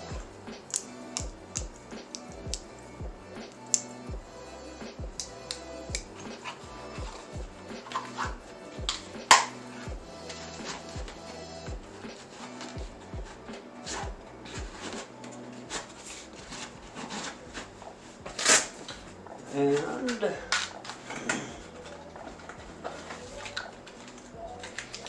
a thumb drive, USB thumb drive. God, that's overexposed. A pack of razor blades and some number 2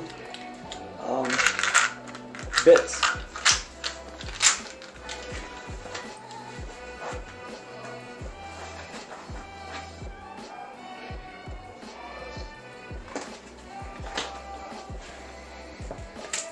I had some more of the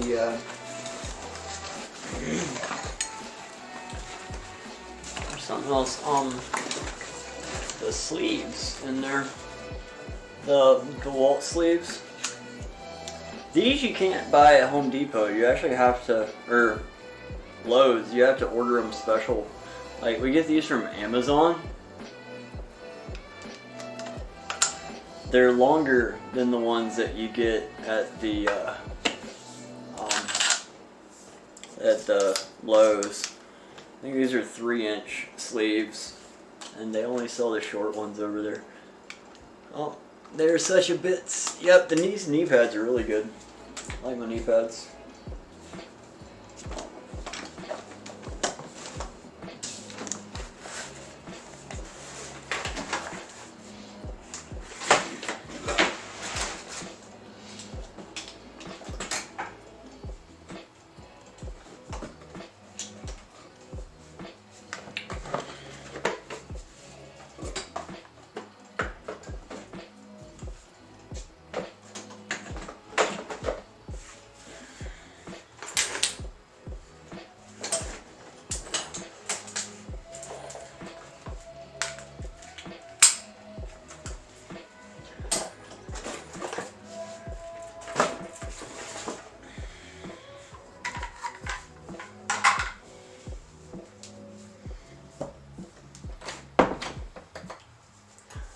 Alright, it's time to put away the food.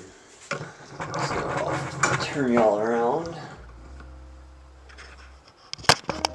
And I'll find something to put this food in.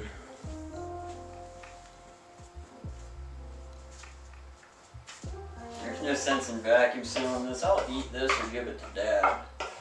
One or the other. So I'm gonna find a container to put that in.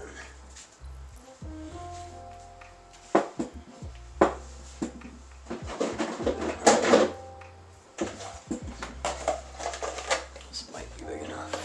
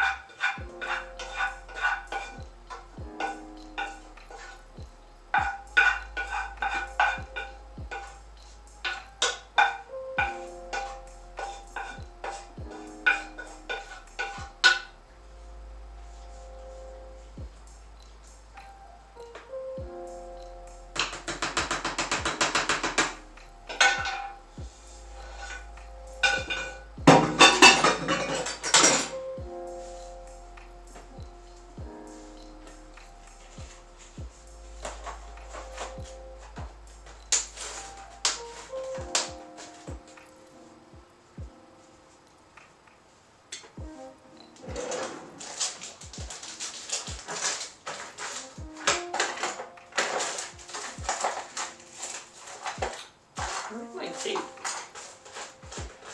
thought I had some tape.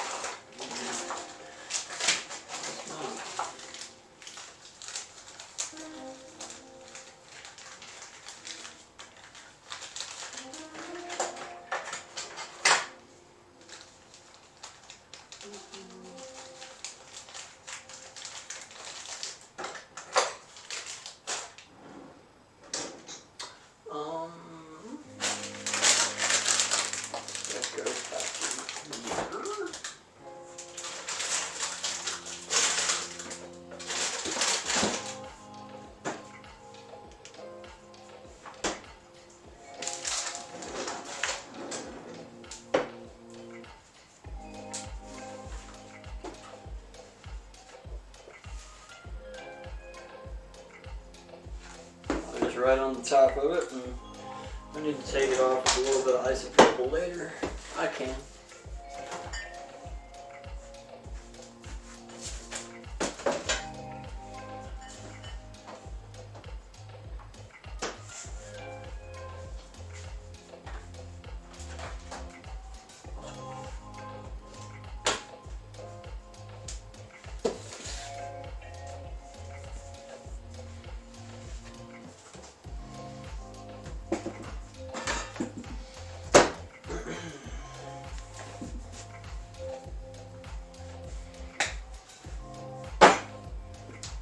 Okay. Now I just gotta put all the dishes in the dishwasher, and it will be pretty much cleaned up.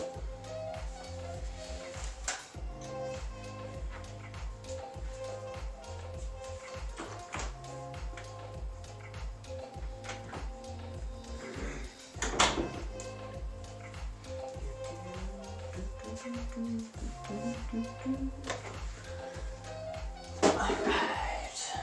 Oh yeah, I forgot to get the rice. Gotta put away the rice.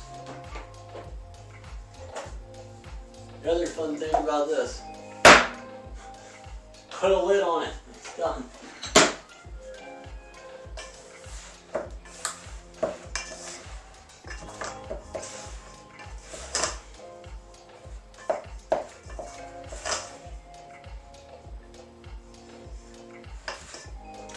Get a thing for that rice though.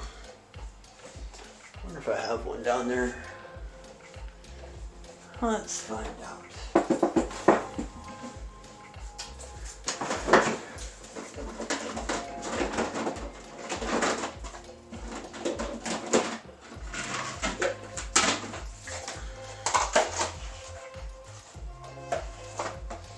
Favorite to-go containers. These right here. Favorite ones. You can get them at bulk. In bulk at whatever store. They're reusable, microwavable, and dishwasher safe.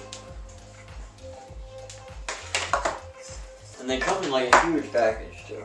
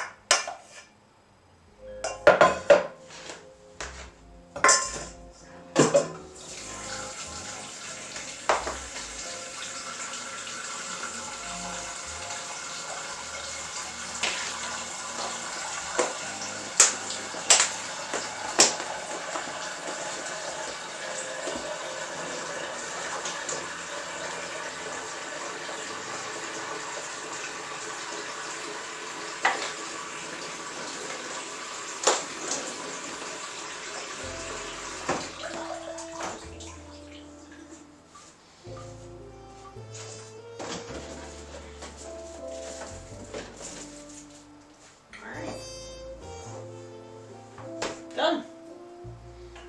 Just have to do the dishes later. Hey, Bob. What's up, man? How's it going? How's it going? Good to see you.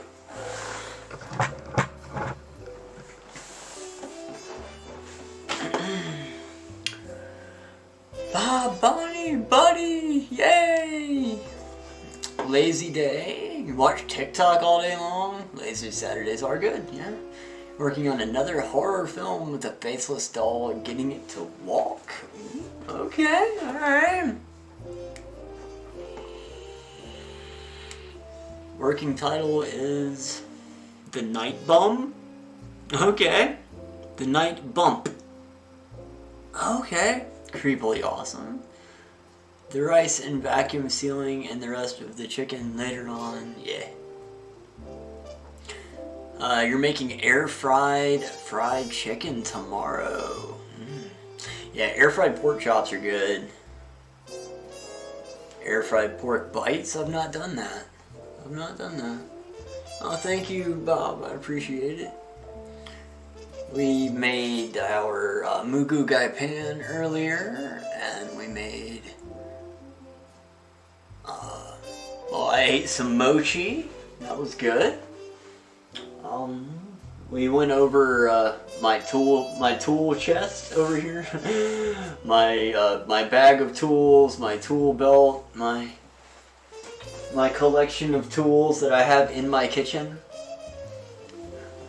Hey man, I'm down. I'll bring my own equipment.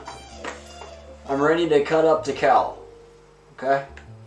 Let me get a blade on this thing and just throw a blade on this thing and we'll get to dismantling our beef. I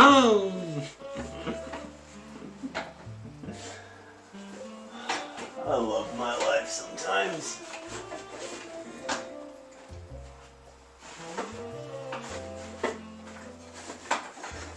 Did that go in there? Get in there. Stay in there.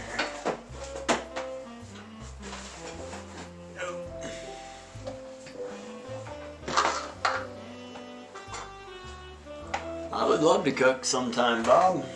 I love cooking. You have a 10-pound boneless center cut pork loin. You come up with the recipe.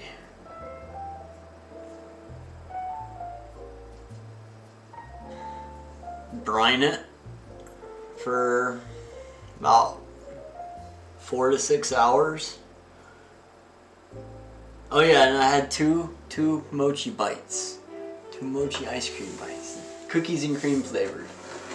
Delicious. So, brine your pork for 4 to 6 hours. Then, I mean, if it were me, I'd probably cut it in half and just bake half of it. Roast half of it.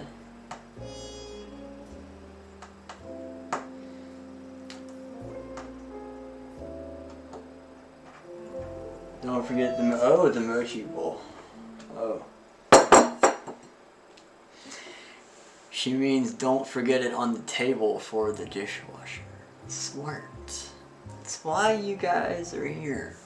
Keep my brain functioning properly. Oh, I'd love to cook off. You know, is there really going to be any loser in that cook-off? 3 of us cooking? How could anybody lose? Green tea smoked Asian spice slow roast on the barbecue smoker. Yeah. Yep. The only thing I had like holding me back from saying smoker is that I don't want that meat to dry out too much. But it is like a 6-pounder, so you could get it up to temperature and then wrap it or something. Yeah, smoked tenderloin is the best, dude. You could even like sous vide it up if you got a sous vide thing, a vacuum sealer, I don't know. You could bring it up to temperature in the sous vide and then grill it off. Yeah, wrap in banana leaves. There you go. I tell you, feed the BGP food truck. I would employ you, Psycho Ducky, to work in the food truck. You could be my executive head foul chef.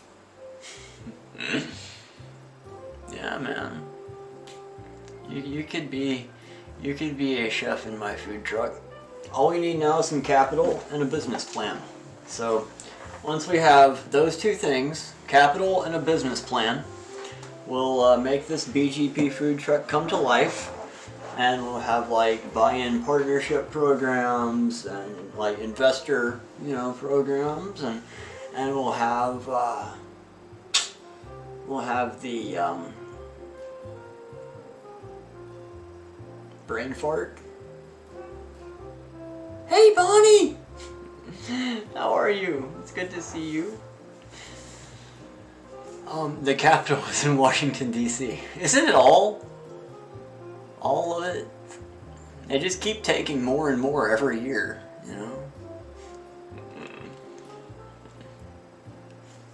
Oh, you wanted to be executive button pusher? You can do that too. I'll put a big button in the food truck for you, and it'll be just for you.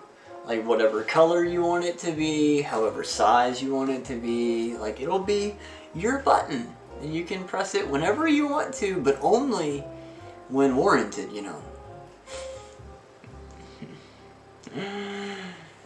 Capital, I just need some help to get started. Business plan. The other half of it, right?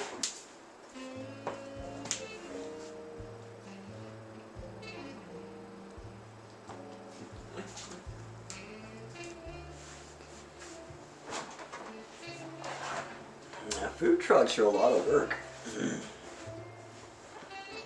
Not only do you have to drive the thing to and from wherever you want to set up at, like, Buddy could be the spokes dog, yeah. And you gotta drive it to the place, you gotta set up, and like, I haven't like seriously thought about food truck stuff in the past, but I have kind of kicked around the idea in my head. And the one thing that really has me like, I will hate life if I do this, is the fact that food trucks are hot. Like, commercial kitchens are hot. So, let's just say, like, I don't know, like if you wanted to do anything deep fried, you'd have to have a deep fryer. Well, you're in a box, right? That's 12 feet long and 6-7 feet wide. And you've got between 5 and 7 gallons of 375 degree oil right there in the middle of this thing. Or you've got a grill, and you've got this, and you've got all of these heat sources. That's fine until it's 110 degrees in the Memphis heat with a humidity of 120%. And then I would want to sell that food truck as fast as I possibly could and never see another damn food truck a day in my life.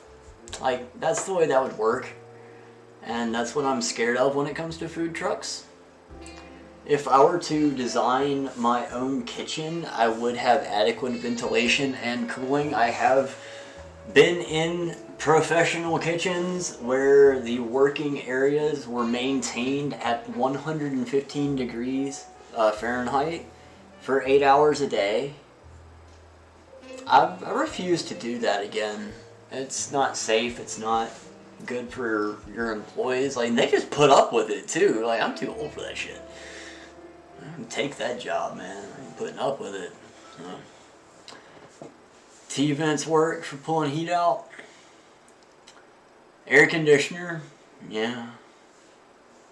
Takes 30 minutes to set up and 40 for the hot plates. Yeah. Let's look around on the road for the menu free product. Next time you do Poppages, I'll film the van right on. Yeah, I mean, like, 85, obviously right in front of the stove is going to be an issue, but this place that I worked at, over in the corner, they had me, and I had a grill, 2 deep fat fryers, and then my range, and I was in the corner, and I had a standing refrigerator to my back, and yeah, it was miserable in there. Like, normal kitchen heat, I can deal with that. We're working on a house in the middle of summer in Memphis. I can deal with normal kitchen heat. But that kind of kitchen heat was just no thank you. Small brick and mortar, yeah. And then we had that video Witch showed me. I don't know if she shared that anywhere. I don't think so, but like a corn truck. That's a great idea. A corn truck that sells corn. In this town, it would go over. I know it would. I mean, like, the grilled cheese phenomenon took off. The macaroni and cheese phenomenon took off. The traveling cookie salesman thing took off.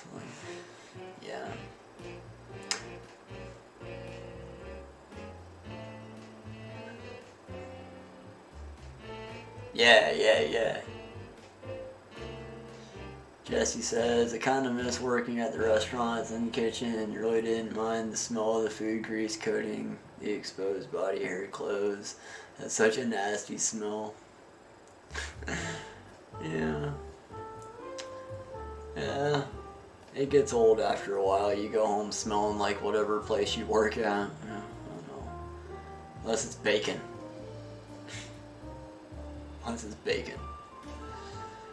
Alright, Bob says, alright, bedtime. May go live tomorrow for brunch. Ooh, exciting. Yeah. Make some eggs Benedict. Something. Best wishes, man. Thank you so much. You and Buddy and Bonnie You guys are the best. Love you guys. Probably gonna call it quits here myself. Pretty soon. It's not overly late, but I did have another stream today. Another few hour stream earlier. So imagine when I do crash, I'm gonna crash for a long time. I've been living on naps for like 2 days. Great.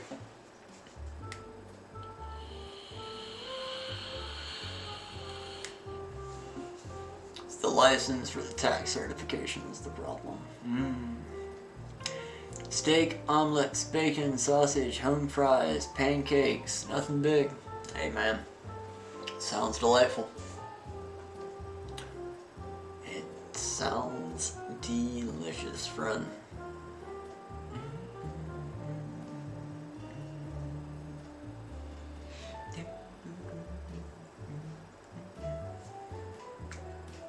Steak omelets. You'll be up for another 12 hours. Alright, Dougie. I think this is a good time to call it. We've had a nice little dinner party. We've had a nice little chat. How long have we been live for? 4 hours? We've been live for 4 hours? Okay. It's time to call it a day. Yeah. Much love from my family in the north. Hey, Bob. This is not the camera that I'm looking at. But this is the camera that I keep saying goodbye, Bob. And I keep giving you the half heart too, because this is... That's the camera. This is not the camera, that's the camera.